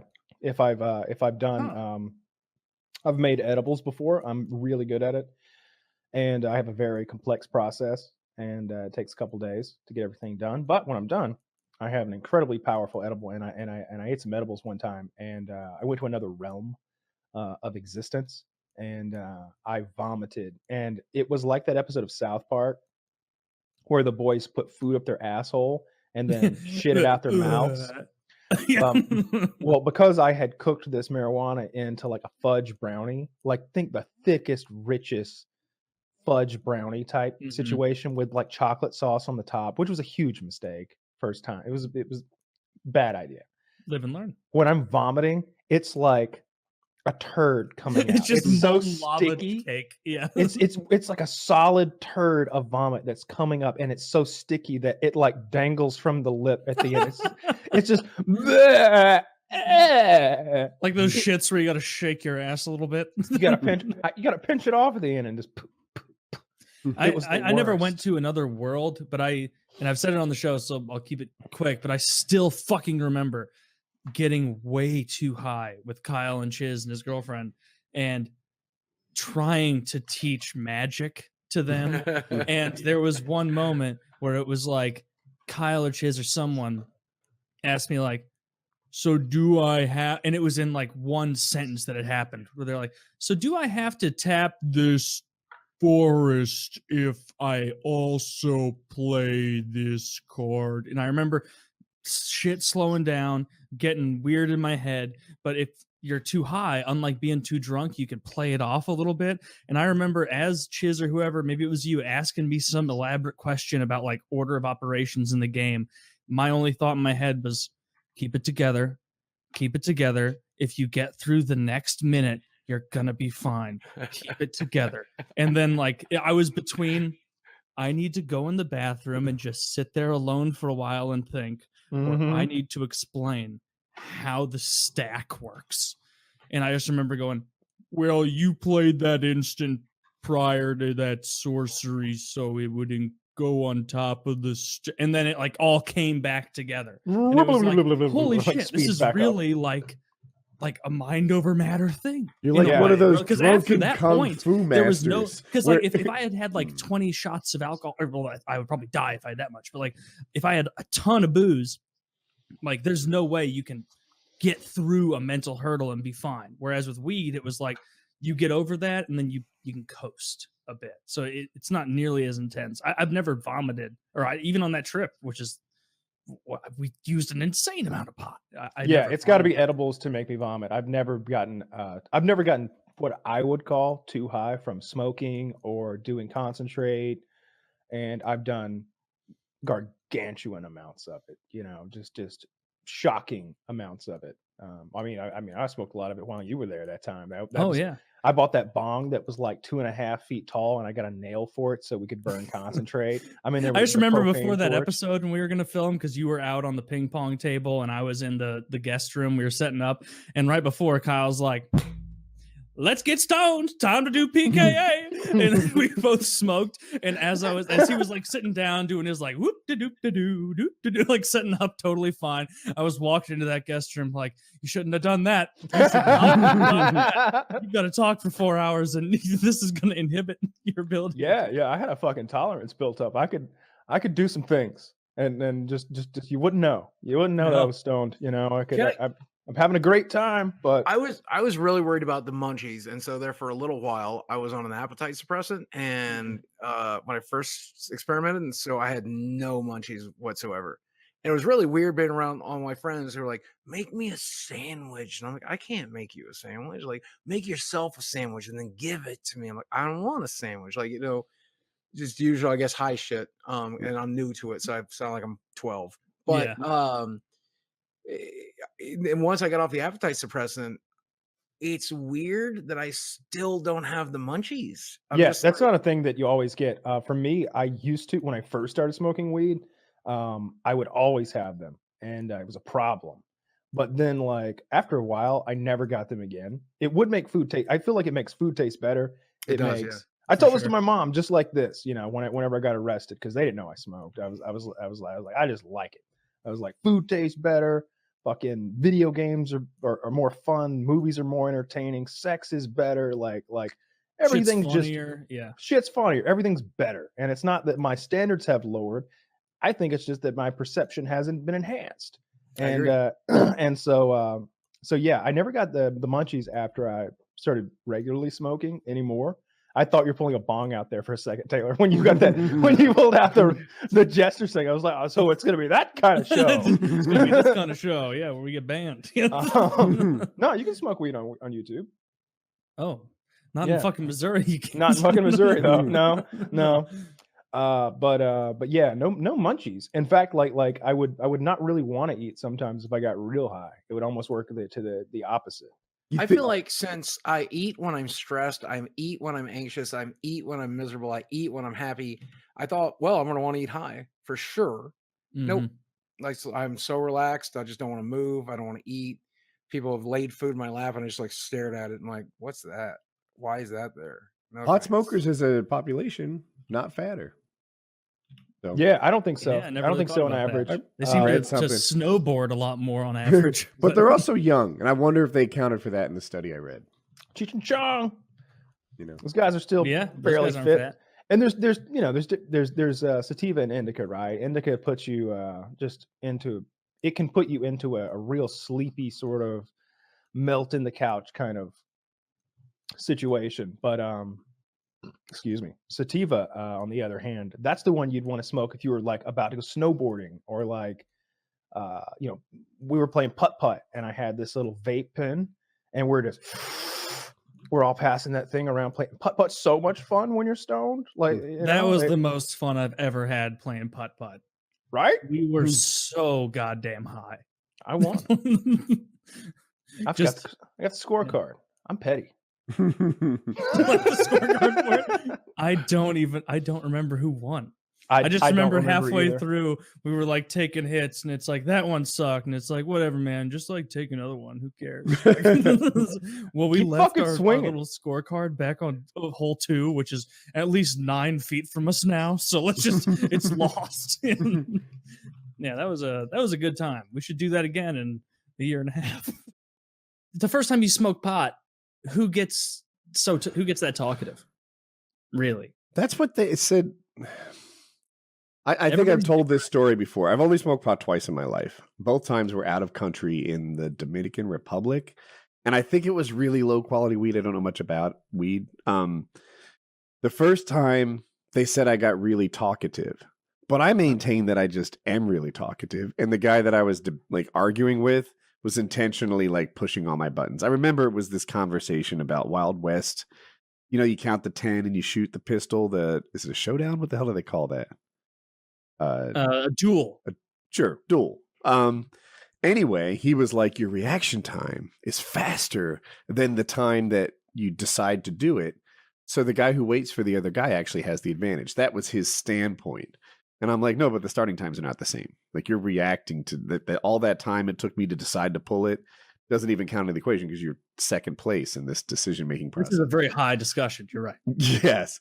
Anyway, they were like, Woody, you're talking so much. You're obviously high. And I'm like, I feel nothing. This does nothing for me. And this guy is like making a really terrible argument that I can't seem to let go. I don't think this is a weed thing. And then the next time I felt sick, really sick. So I didn't know. Like, I didn't really have a weed mentor. Like, everyone was just smoking, and so I took this like really like the biggest inhale I could off of an apple bong, I guess, or the apple whatever. And they were some high rollers, huh? We didn't have the tools, you know. They had a Hidea, which was a website where you insert the things you can find around the house. And then they'll be like, well, you're just like a ballpoint pen away from a bong. And like where you could like engineer that. So anyway. Just go to any high school and ask anyone. And they'll as a website, though, wouldn't it be fun to be like, I've got a paperclip, an old watch, a coffee cup, an apple, and a big pen. Yeah. Oh, that exists? Yeah, there's an app for that. Okay. Really? Well, we thought we were really clever. But I felt terrible. And I felt like nauseous. I was coughing even like long after I'd stopped smoking it, and I'd spent my time sitting on a curb with my head between my knees waiting for it to pass. Oh, that sucks. Yeah. Usually weed is good for nausea. Had you had any alcohol? No. Okay. Well, then that is strange. Yeah. How much of the apple did you eat? No, I forget how. What if Woody did that? What if they passed him the apple all loaded up and he just went, oh, it's awful. I got a bunch of leaves. An apple, I keep calling it a bong, but bong means there's water in it, right? Yeah, it's a pipe, I would imagine. Maybe okay. Water sort of made a pipe out of an apple, and maybe a pen was involved. Or maybe a pen was involved in the making to connect. They poured it out with the thing, and then they stuck it in through the side to make the little chamber thing. I've actually never smoked out of an apple. Because like pipes are so cheap, like the little glass like Get on my level, bowls. Kyle. They're like $5 or something like that. We were out of country, like smoke out of a banana once, and it was disgusting. First of all, like he was like, "Yo, I'm gonna smoke out of a banana." It's like, all right, whatever, man. And he's like, you light it on top of where the weed is in the banana with like a hole, so like the banana fruit is still in there, just a cord, and then there's the peel is still on it. Like immediately, all the waxy banana like melds with everything in there, and it just becomes a. Yeah, he didn't do that. Pipes can be gross too, though. My drug dealer's bong was the grossest thing I've ever seen. I just remember being like, "You ever clean that thing?" And he just was like, "Oh yeah, all the time." And I'm just, God damn! He had like a big one, like maybe. I mean, I did too, but it was like 3 foot tall bong, and like the entire inside of it was like black and gross. Who was it I made clean their bong? I'm trying to think. I'm gonna guess somebody. White Boy. No, we were smoking out of my stuff then. Like we always smoked out of like my bowls when me and White Boy would smoke. I had a funny justification for smoking pot. It was like, I forget how old Hope was, but it's like Hope is like 12 now. You know, she's going to be pressured to try this. I should know what I'm talking about. Like this is just good parenting right here. Like, yeah. Hope, I need you to ask whoever the coolest guy at school is. Again, I was in the Dominican Republic, but it was like I feel like I'm parenting from a position of ignorance, and I need to know what's up. I still don't know really what's up, but that was the thought process. No wonder you had a bad experience. Maybe shitty ditch weed. If we ever make it out to a Colorado trip, Kyle will point out exactly the amount of the gummy bear to enjoy, which is stupid. Yeah. I'm told that edibles are not for rookies. That they're not the like. If anything, like the least harsh thing that you could try would be a vape pen. Like you can buy these one-use vape pens. Like they basically give you the pen for like free if you buy the liquid that goes in it. So you'll pay like $25 for like a milliliter of liquid, and the pen is $1 more. And you sort of use it's like an eye drop bottle. It's like comes in something like this Visine, and you sort of doop doop doop doop fill the thing up, and it's not harsh at all. You know, it's vapor. You wouldn't even need that. Like they were just like jewels, like the little, those are the thing. Those where you can buy them, and it's just like a one hit thing. Like you just hit it and it has it in there. You don't need to reload. You just throw it away when you're done. I bought a couple of those that I got through when I was in Colorado last time. Those are great. It's like if Keurig made pot. Yeah. And they're really good for like on the go smoking. We took one of those to putt, and it worked out really well. Did I tell you guys when I was in Colorado, we went on that hike with my cousin and this mushroom head guide? No. So basically we went, we were in Colorado and we were like, all right, we're going to, I think it was Colorado Springs. They had this big long hike that my cousin was excited about because he lives up there. And he's like, I don't know it that well. I know people rave about it. But I got a buddy who he and his dog do it all the time. And so we get there. My cousin, he's a little hippie-ish, you know, a few years older than me, still like living like a wild child. And we get to this place, and I know immediately who his friend is because it is the most hippie looking person with like the shaggiest dog. He's got a weed pipe on a necklace around his in a necklace of a weed pipe. His shirt has a bunch of psychedelic mushrooms on it, and he starts taking us through the woods. And like he's stopping. I think he was high on mushrooms. He said he wasn't, but he was stopping and looking at every mushroom for a decent amount of time and explaining how he was a mycology major and like studying mushrooms and how much he wants to grow mushrooms, and how actually he was very Joe Rogan-esque on mushrooms, or it was like, actually it's the best thing ever and it's so powerful. I'm on mushrooms right now. You wouldn't believe, like that kind of thing. He was the slowest fucking guide because he would just make his way around the woods looking under logs and things for mushrooms. It ended up working out okay because he, you know, I think we ended up leaving him because he was spending too much time on mushrooms. Where I go paragliding in Florida, it's behind a boat, they tell you up. There's cow farms there. Apparently some of the guys run around the cow farms and get like edible mushrooms they grow in the cow patties. Do you guys know anything about this? Yeah. Yes. I've heard that it grows in cow patties and you can get psychedelic mushrooms that way. Yeah, I guess there are some pilots that have the extra. Like I'm always since I was a little kid, I was told don't eat mushrooms, never eat mushrooms. Yeah, it takes a high level expertise. You can't just look at a picture of a mushroom and know what you're getting. Like I don't know, it takes a high level of expertise to know which ones are safe. And but apparently these guys possess that level of expertise, and they go out and they find mushrooms in the cow poo, which sounds like it sucks. Another fun fact about the cows, and I really should get video of it. There's like separate but equal cow pens. As you drive down the road, all the white ones are to the right and all the black ones are to the left. And there are no mixing of these cows. As it should be.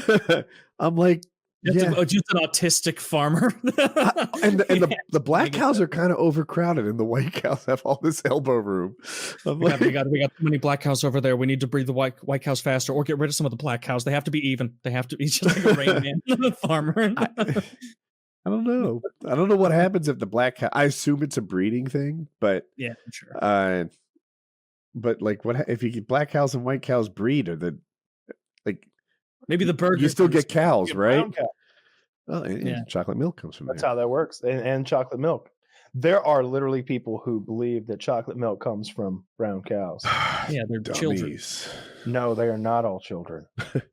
Who's the oldest person you've talked to that thought that chocolate? 25.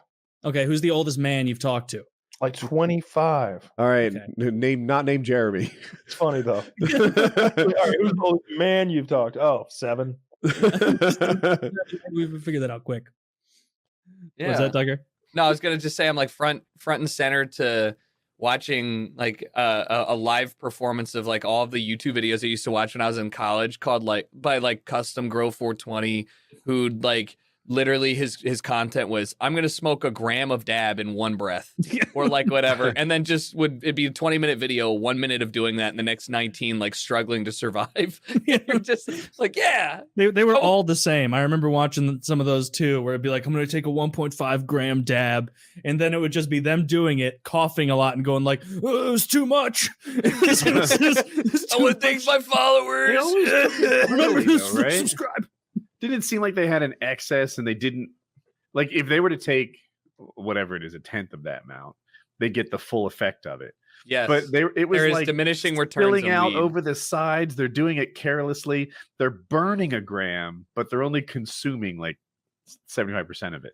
Am I wrong? Did you see it you're like that correct. too? It's literally, it's a very inefficient way to do that. It'd be like saying, like, if you wanted to get super high, don't smoke a joint, like pack it into a vaporizer and get every last drip of THC out of there. I don't know what I'm talking about, but it looked like they were intentionally not getting it all. Like, I'm going to drink an entire beer and then I'm spilling it fucking everywhere. But it's different because the beer doesn't go, you can drink an entire beer over the course of 10 minutes, but you can't smoke a bong after, like, the smoke goes stale and then you're just dying and it's not good and it doesn't work.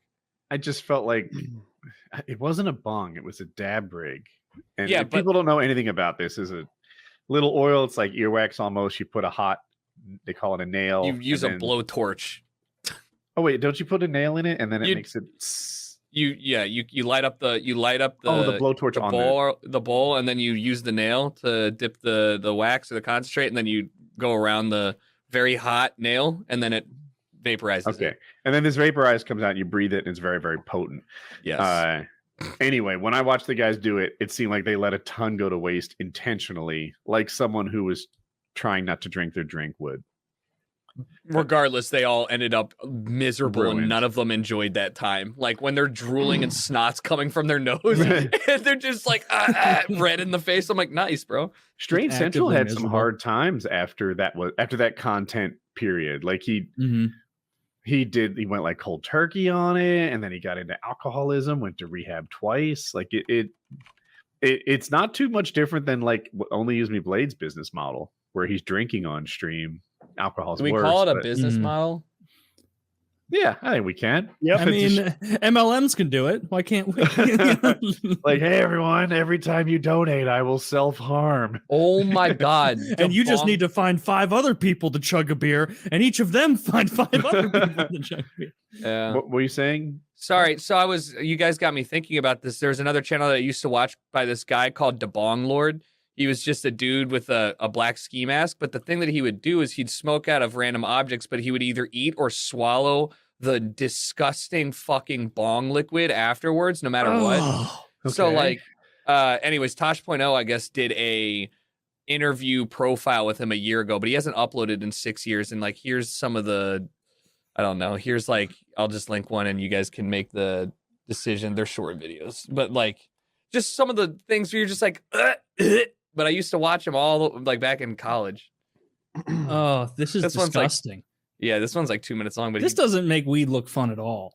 It's not. This is not fun. This is absurdly nasty. He's punishing himself, and he's smoking out of a Gatorade bottle that he like melted with a lighter and then pushed the down stem into. Yeah, just buy some glass, man.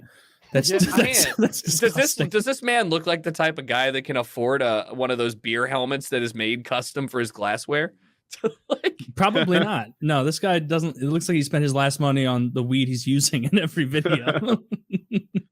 Man, old YouTube was kind of more fun with this kind of stuff, where it was like just retarded nonsense instead of like going for monetization and all that. It was just stupid shit. Which, like, if it immediately reverted back to this stupid shit, I would instantly regret it and be like, this is all retarded nonsense. Where's the high quality good stuff? Yes. It's I really agree with you that it's not necessarily the type of content. It was how, like, the thought check process that needed to go between somebody sharing the content that they had recorded was about as simple as, can I upload this efficiently? Yeah. And didn't really go through there was no pretense or idea that, like, should I frame this in a way that if it gets big, I look beneficial, or is this going to be detrimental if it pops off, or do I want to have people are thinking things like, maybe we should think things like that, guys. I mean, you already do, whether you think you do or not. It's just like, there's thought that goes into the show and everything, versus like if you guys just sat down and decided to eat 1,000 milligrams of weed, right? Like Kyle's doing, without any thought behind why you should do it. It's a different type of content. It's spontaneous and not as thought through. And that's why, like, a lot of the old YouTube videos, I'm like, this is so weird. Are you gonna ease yourself back in and just smoke like this? You don't want to jump back into concentrates and ruin your tolerance. You should like level yourself up and maximize the enjoyment on the lower amount. I think so. Do the flower, and then I don't know what's after flower between that and concentrate. Is there anything? I'll probably smoke some. I would say like the thing between the two is probably like some of the more high end pre rolled joints that have Hіgh and before and flower might be pen. No, pen is concentrate. Yeah, but I don't like. Felt like my pens were weak. That's where I got that. I don't like the pens. If I'm being honest, I'm gonna probably smoke some joints, get some bowls, a water bong or something like that. I don't like blunts. I haven't smoked a blunt in fucking forever, but I remember is that the one from a cigar? A blunt is where you like, you empty out like a Swisher or a White Owl or something, and then you roll it back up. I never learned how to roll anything. And so like, really I remember like being at people's houses or apartments in college, and they'd be like, we're going to smoke. And I'm like, yes, where's the glass, baby? And they're like, no, I have a dry grape Swisher from, 2008. And I was like, fuck, this is going to be horrible. It's going to burn too fast down the sides. What they are, they're the cheapest black people cigars you've ever seen, and that you get at a gas station. And black people cigars are flavored. Black people. Everybody listening to this knows I'm telling the truth. They're black people, and black people who are listening are like, yeah, them's black people cigars. And they're flavored like. I like how Kyle's accent switches to like, yeah, there's a black people cigar. What are you, jive turkey? Yeah, and they're like peach or grape or like apple or some shit like that. Cherry. I've only had one ever. It was at a bachelor party, and it was cherry Swisher. Yeah, and they'll split that bitch open with a razor blade, stuff it with weed, roll it back up. Usually take all the tobacco out. Is it still flavored? Yeah, it's still flavored, and not only that, the wrap is the flavored part, and the wrap is tobacco. The wrap is tobacco leaf. That's how cigars work. Cigars are wrapped with tobacco leaf, so you're getting a nicotine hit as well as a THC hit.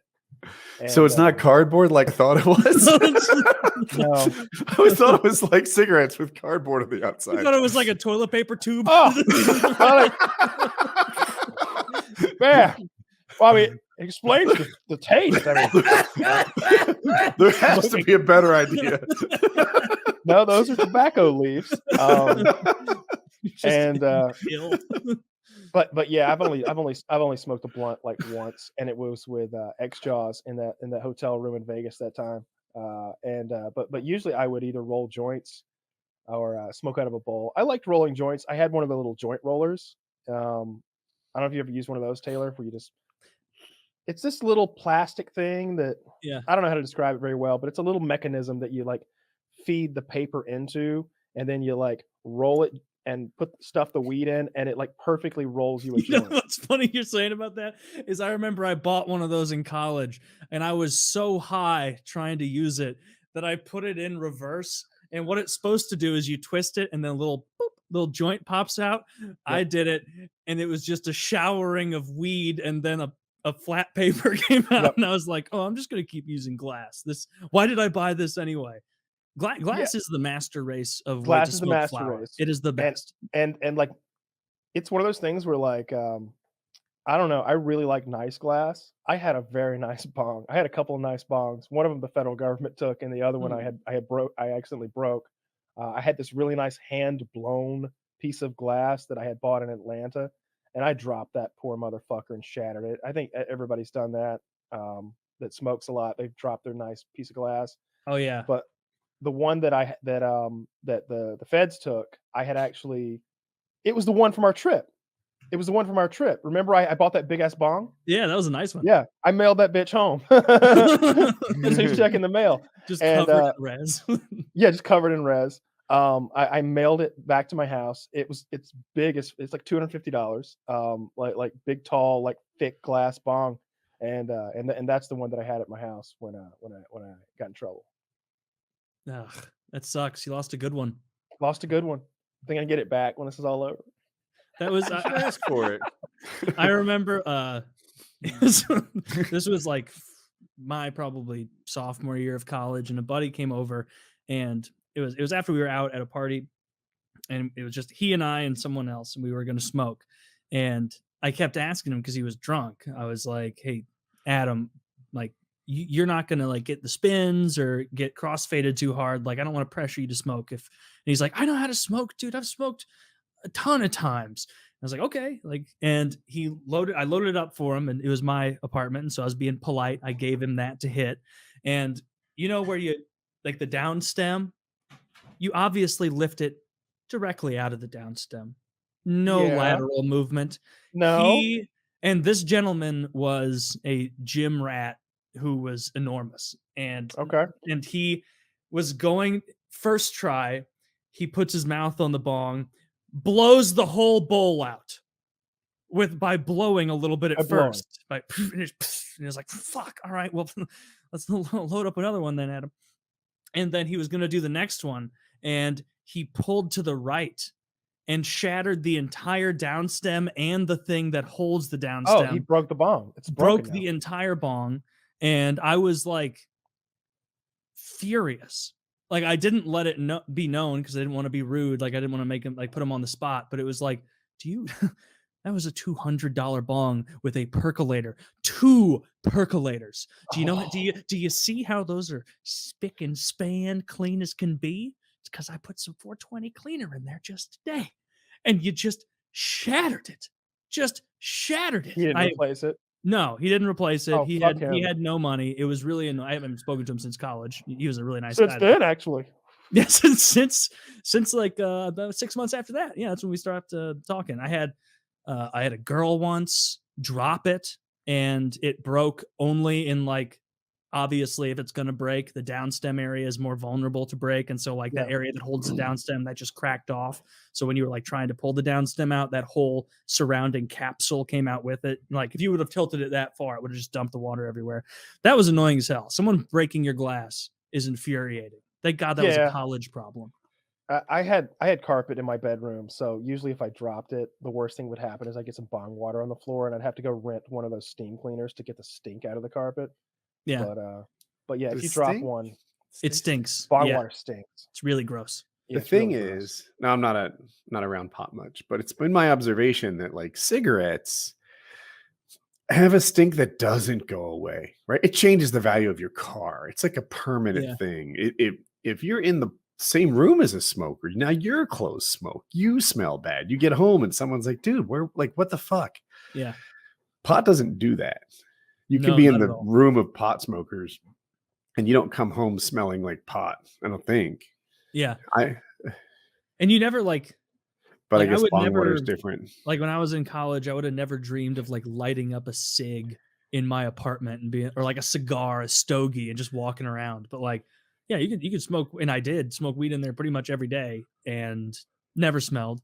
It goes away immediately. I don't know what the chemical reason is for that, but yeah, there's something in cig smoke that makes it stick to. Oh, the tar makes it stick to everything. Yeah, that does make sense because it's tar. Tar is a bit sticky.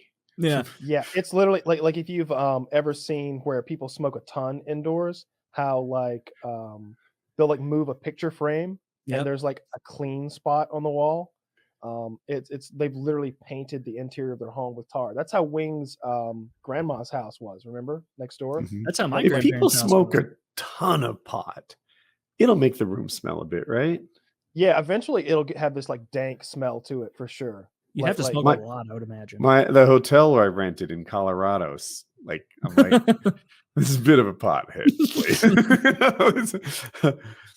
Yeah, I wouldn't be That makes sense. surprised. Eventually you can absolutely like impart some kind of a smell to the room. Bong water is kind of gross though, like especially if you don't change it frequently. Something about like the water filtering out like impurities and the smoke and everything, and I don't know, it gets really fucking gross. It's not a good smell. And so if you accidentally like drop your bong and break it, or if you tip your bong over and the water spills onto the floor, it's really fucking nasty. I've accidentally spilt the water on myself before, and it was like, all right, I'm gonna take a shower now. It's like it's so gross. You've got to go wash your clothes and take a shower. I've seen people drink the water. Wait, I guess it gets you high. No, there's no way it does. It's just There- like a just dare, being an challenge, like asshole, eating a yeah. cockroach or something. It's like yeah. It's just like yeah, I'm hardcore. I'm gonna drink this bong water. Fear factor shit. Yeah, it's just fucking gross. It's just fucking gross. There's no way it gets you high. I don't think.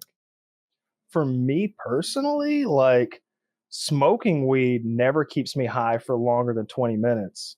Oh. Like, and I mean, like my definition of high is probably different than like someone who doesn't smoke a lot. Like, I should have time dilation. Like time shouldn't pass for me in the same way that it does for you if I'm high.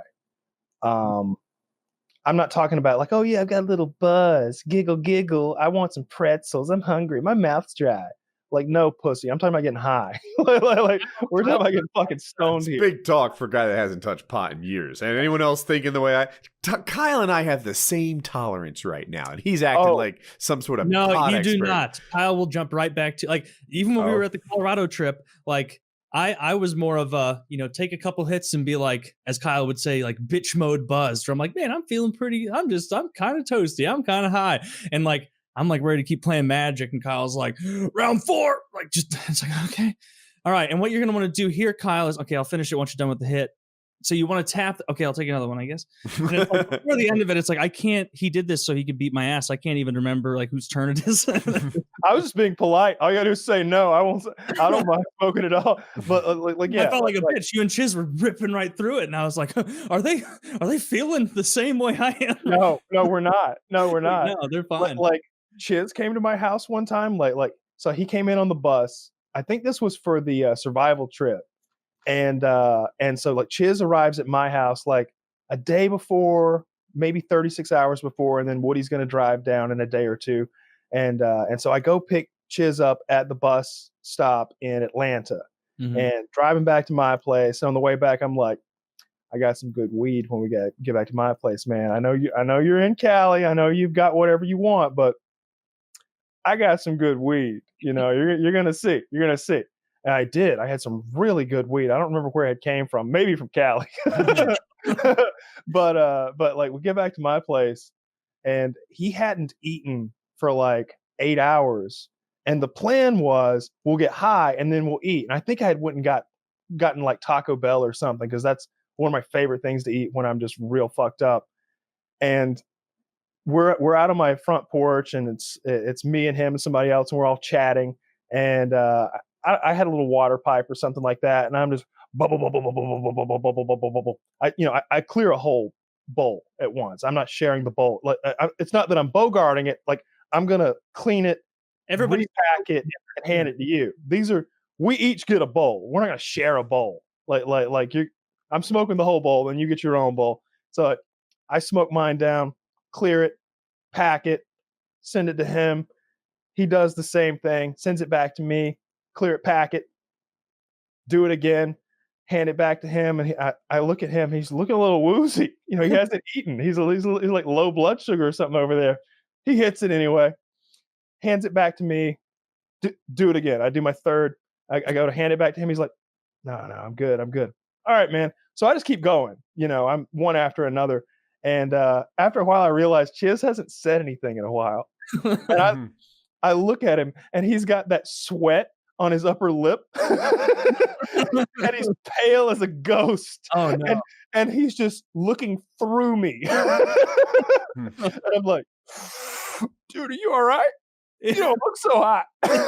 He's like, that's some real strong weed. I'm like, yeah, man, I told you it was some real strong weed. You okay? Eat that burrito. He's like, I think I just want to go lay down.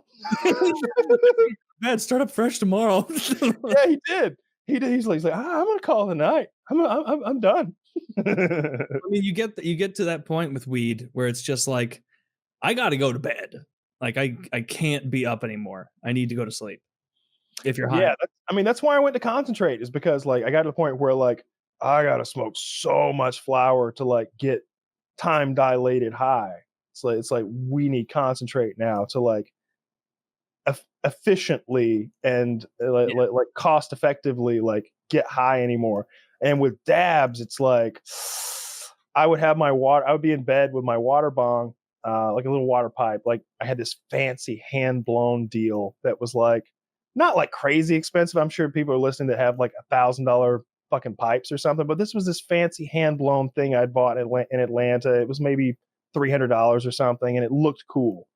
And when you do dabs, the bowl is called a nail, I think. Yeah. Right? Yeah. And they're either made out of titanium or quartz, because you get them super hot. You take a blowtorch and you heat it up to, I don't fucking know, 500 degrees, 600 degrees, something crazy hot. And then you put your concentrate in there, do this little spinny dippity do thing, and it vaporizes in there and you inhale it. It's doing the same thing this vape I'm fucking hitting nicotine out of does, but it's fucking THC concentrated to 87% potency. It's crazy fucking strong. And so like I would hit that thing twice in a row, like do 2 dabs back to back, and be so high that I wouldn't put the pipe down.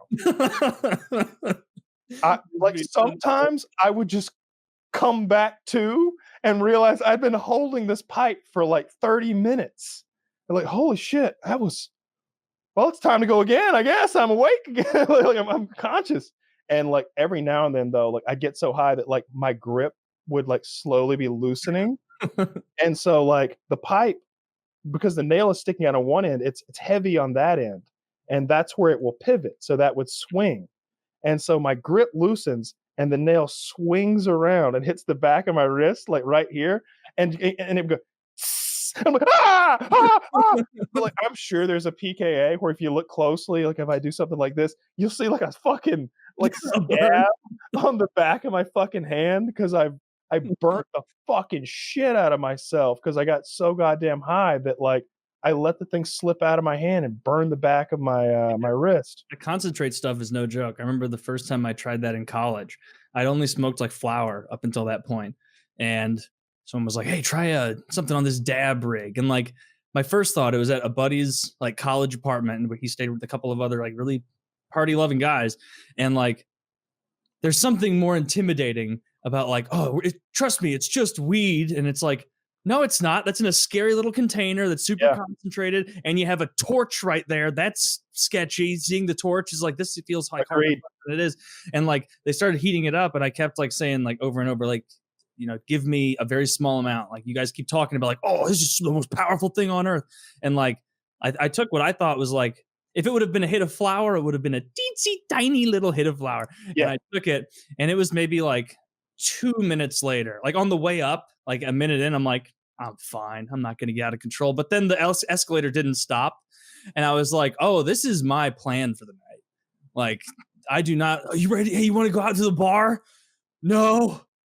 If you guys are going to the bar, I'm going to go home. I'll just sit here and watch TV at your place.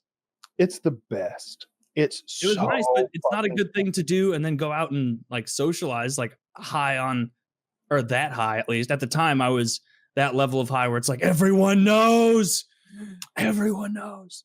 To each their own, because like I got to the point where like nobody knows. Nobody knows. As long as I keep these sunglasses on, because if you see my eyes, you're like, ah. But like, as long as I've got sunglasses on, you're not gonna know. You're not gonna know. Nobody's gonna know because I'm gonna be chill with it. I'm not gonna be fucking weird. I'm not gonna be self-conscious about it. I'm just gonna be blazed out of my goddamn mind, and nobody will be, nobody will have any fucking idea. I knew a guy in college who, like, his parents were very anti-weed, and they caught him with the red, devil's dick eyes a couple times, and he like I was just talking to him one time, just at school. It might have even been in the library, just chatting, and like he like popped a pill, and I was like, oh, damn, dude, like you're staying here all night. It's like 11:15. Like I'm about to cash out, and he's like, no, dude, that was Vicodin, and I was like, oh, okay. I thought I didn't know you were into that stuff. He's like, yeah, dude, like my mom kept like seeing my eyes all red, and so I decided like, I'll just. My eyes don't get red if I take these. And I was like, at the time I was like, oh, okay, enjoy that, I guess. But lesson. He had an enormous amount of problems later in life due to those pills. Like getting no pills. They were like, I don't know the terminology of the pills. It's not something I'm into, but like they were whatever like the creme de la creme of the pills is, like a high milligram of oxy. Yeah, opiates. Yeah. But I know there's like different, like, what's it called? What's the Percocet? I don't know the tier list, but based on name brand. Those ones aren't as like OxyContin is like the Grand Poobah, the king of those apparently, and that's what he was getting. Like, yeah, it's not something I've ever been into. Like I said, whenever I'm prescribed it, I ain't saving them. I'm taking them. I'm like, I've got permission to take these. You better believe I'm gonna chew up these Tylenol 3s and have a good old time. Codeine, I think, is the only thing I've had though, because Tylenol 3 is codeine and Tylenol, and obviously the codeine syrup, and they are wonderful, and I could see how they could be addictive, for sure. But I knew to avoid that because I do, of course, have an addictive personality, whether it's Total War Warhammer, fucking Harry Potter movies, or goddamn opiates. So I always stayed away from that because I knew, so many. You could smoke weed every fucking day and you might get a cough. You do fucking opiates every day and you're going to have a myriad of health problems and you're going to end up in rehab. There's a difference. Of course, you smoke pot every day, you might end up in federal prison. So there's it's true, but you weren't going through like shaky, sweaty, fever balls when you were thrown into prison. They're like, this fucking pill popper, heroin addict. No, not at all. Like, the only withdrawal worse than like those pills is alcohol. I think so too. Yeah, because people can die of that. Yeah, alcohol can die of DTs. You have a seizure, and like even if it doesn't kill you that way, like you have a seizure, you like fall, bash your head open or something. Yeah, people die of alcohol withdrawal. That's I think that's one of the things that sometimes they'll put people in a coma so that they just skip over that whole withdrawal thing. I've never even heard about that. That's what Jordan Peterson did. Really? And he was on benzos. So I think maybe that's what it is. It's not opiates. Maybe it's benzos and alcohol are the two that like can kill you if you're withdrawing hard enough. Not something I know a lot about. I'm pretty sure that Jordan Peterson went to Russia and they did that thing where they put you in a induced coma so that you skip over the withdrawal part of kicking whatever it was he was on. Psychologically, I wonder how that adds or detracts from like relapse, like I would imagine that somebody who's addicted to benzos and has to like white knuckle it through a big portion of it might be more likely in the future to be like, you know what, dude, I really want one of these fucking benzo pills. Oh, I want it so bad. Oh, but I'm remembering how I felt in that hospital bed. God, that was a whole week of like feeling like I was going to die. Nah. Whereas if it was like the artificial coma, I don't know, man. Suffer through it is hard. I guess you had to go to Russia and pay to be put into a coma. That's right. You're like, well, I had to spend a week in a coma the last time I was taking these. Maybe. Fair. I mean, I got a lot of rest, but yeah, I don't know about all that. I don't remember the first time I had concentrate. I don't remember where I got it or what.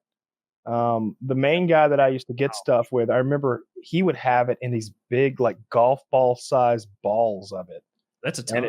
Yeah, he would have like a golf ball size ball of it, Like, how much you want? I'm like, how much fucking is it? And he'd tell me or whatever the price. I don't remember what it was, like 30, 40 a gram or whatever.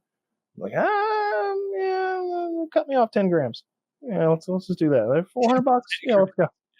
Yeah, and he just like take a knife and like it was so thick and like it's hard to like cut off that much, and it's good stuff. Good stuff. It got you nice and fucking high.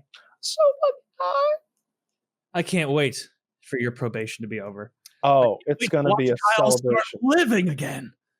It's gonna be a celebration. We're gonna have a good old time. I was talking to the boys. I think. Imagine Kyle that first day of freedom, opening your door in Colorado and being like. And then just turning around and going back inside. Yeah, I'm in a WhatsApp option to leave if I wanted. A water reservoir and everything, like just a full bubbler mask. Oh, they make those. That's right. They sell those at fucking smoke shops where you got the full gas mask, like you're like a World War One commando. Like the shitty acrylic bong sticking out the front with the little metal ball. I have a pot question. I saw somewhere, maybe on Netflix. I love pot. Girl has a the fuck is a pot cigarette called? Is it a roach? Joint? It's a joint. And she's blowing it, and the guy is inhaling it, and I could see the smoke go straight to, it wasn't, she was blowing through the cigarette, and the smoke went out, and at least in the video, it was like a clear stream. It seemed like she was inhaling. Well, That's she was why the it was like blower. But yeah, so she was the blower, he was the inhaler, it doesn't matter. But the recipient seemed to be getting the full dose. No. No. Well, what he's describing isn't like where you're rebreathing the weed. He's describing you take the joint, put it in your mouth, and blow. And so you feed. You've never done this, so and then the other person inhales, and that would just blow the weed out of the joint if it's not packed well. It has to be really packed well, or with a joint, you're not. My question is why it works. What's, I don't know. What On the show I watched, it was kind of sexy cool. Like I think that's the why. The reason I've done that before is because I had a girlfriend who just couldn't figure out how to fucking smoke. Like she couldn't understand the mechanics so of you milk the bong and you're like pull. Like yeah. I would have to like load. I would load bongs for her. I would like blah blah blah blah blah blah blah. All right, it's full. And now, then, all right, and then you pull the fucking carb out or whatever. And just, all right, now. So she couldn't master the part where you're just like inhaling. Like she just do it wrong somehow. Like it would always go wrong. Blow into it and just puff the weed everywhere. You're like the water goes out.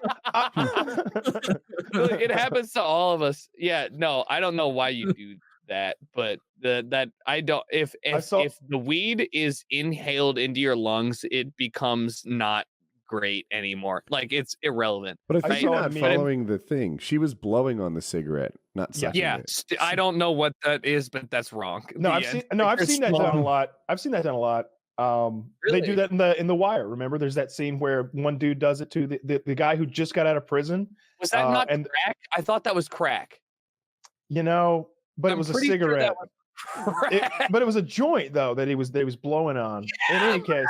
I don't know. I'm not sure. I think I saw it on Shameless, the TV show I've been watching lately. Yeah. I saw a meme yesterday and it was like when you hit your bong without replacing the water first. And it was a picture of Johnny Cash and it said, "I hurt myself today." Yeah. Bro, my dumbass roommate was like, before I smoked weed, my roommate was like, "Yeah, man, like I really just been trying to do new things. I get really high all the time, but like I was in college." He was like, I just don't know where to go. And I was like, "You ever fill your bong with vodka?" He was like, "No." So he filled his bong with vodka, and he will never do that again. That was the single-handed worst idea I could have ever had in my entire life. I didn't do it. He did it. He threw up. It was not great. Why did he want to do that? He was high. He was high. I don't know. He wanted to get my air. That sounds awful. I used to try to get it. I've never thrown smoking weed. Like I would try to get it as cold as possible. Like I would fill it up with water and then I would put the whole bong in the freezer. What if it was? You didn't have like an ice catch or anything to just drop some ice in there? He's done that too, but I want it super cold. Fair enough. You literally freeze your bong. Like nitroglycerin or whatever. Wait, nitrous oxide. Wait, what's the thing? Liquid nitrogen. Liquid nitrogen. Nitrogen, yeah, and you're just ripping bongs through that crystallizing your lung at negative 440 degrees. Ooh, strong point. That's you can get too cold, can't you? Yeah, I can get too cold. I mean, like Kyle, I can picture you playing games, bong in the freezer, and then in the middle of it, you're like, just get up and just running. It's exploded. I've done that so many times with sodas. Like you know, you got like a completely room temperature soda, and you're like, I want a cold soda, so I throw it in the freezer and then get high and forget. And I would just go, oh no! And I'd run, open the freezer, and a Coca-Cola has just exploded every fucking where, and every inch of the freezer is covered in like solid Coca-Cola that's frozen, and I have to take every item out and wash it in the sink with warm water to get the stickiness off. I've done that on the show once. I remember specifically there was a time where it was posted somewhere where it was like the moment Kyle remembers he left soda in the freezer, and you're just sitting there, and you just go. You come back. I left my soda in the freezer. It's okay though. It's okay. I've done it a bunch of times. In case you guys are wondering, they did the math. It looks like if you took a bong rip full of a bong of liquid nitrogen, the gas, even though you were heating the weed, would reach your lungs at approximately negative 120 Celsius. So you'd probably die. You'd die. You'd not be having a good time. Yeah, you'd just be dead. That would suck. Also, I don't know how much money that much liquid nitrogen would cost. It's cheap. Is it really? Yeah. If how long would it last? It's going to be in there boiling because it boils at room temperature. But you can get it fairly cheap. People who do like animal artificial insemination, they have big containers of it to store the semen in. All I know is every time I go to PAX, I see somebody pouring gallons of this shit on a CPU for like 3 days straight. Like, how high do you get that clock speed? And I'm like, I don't care.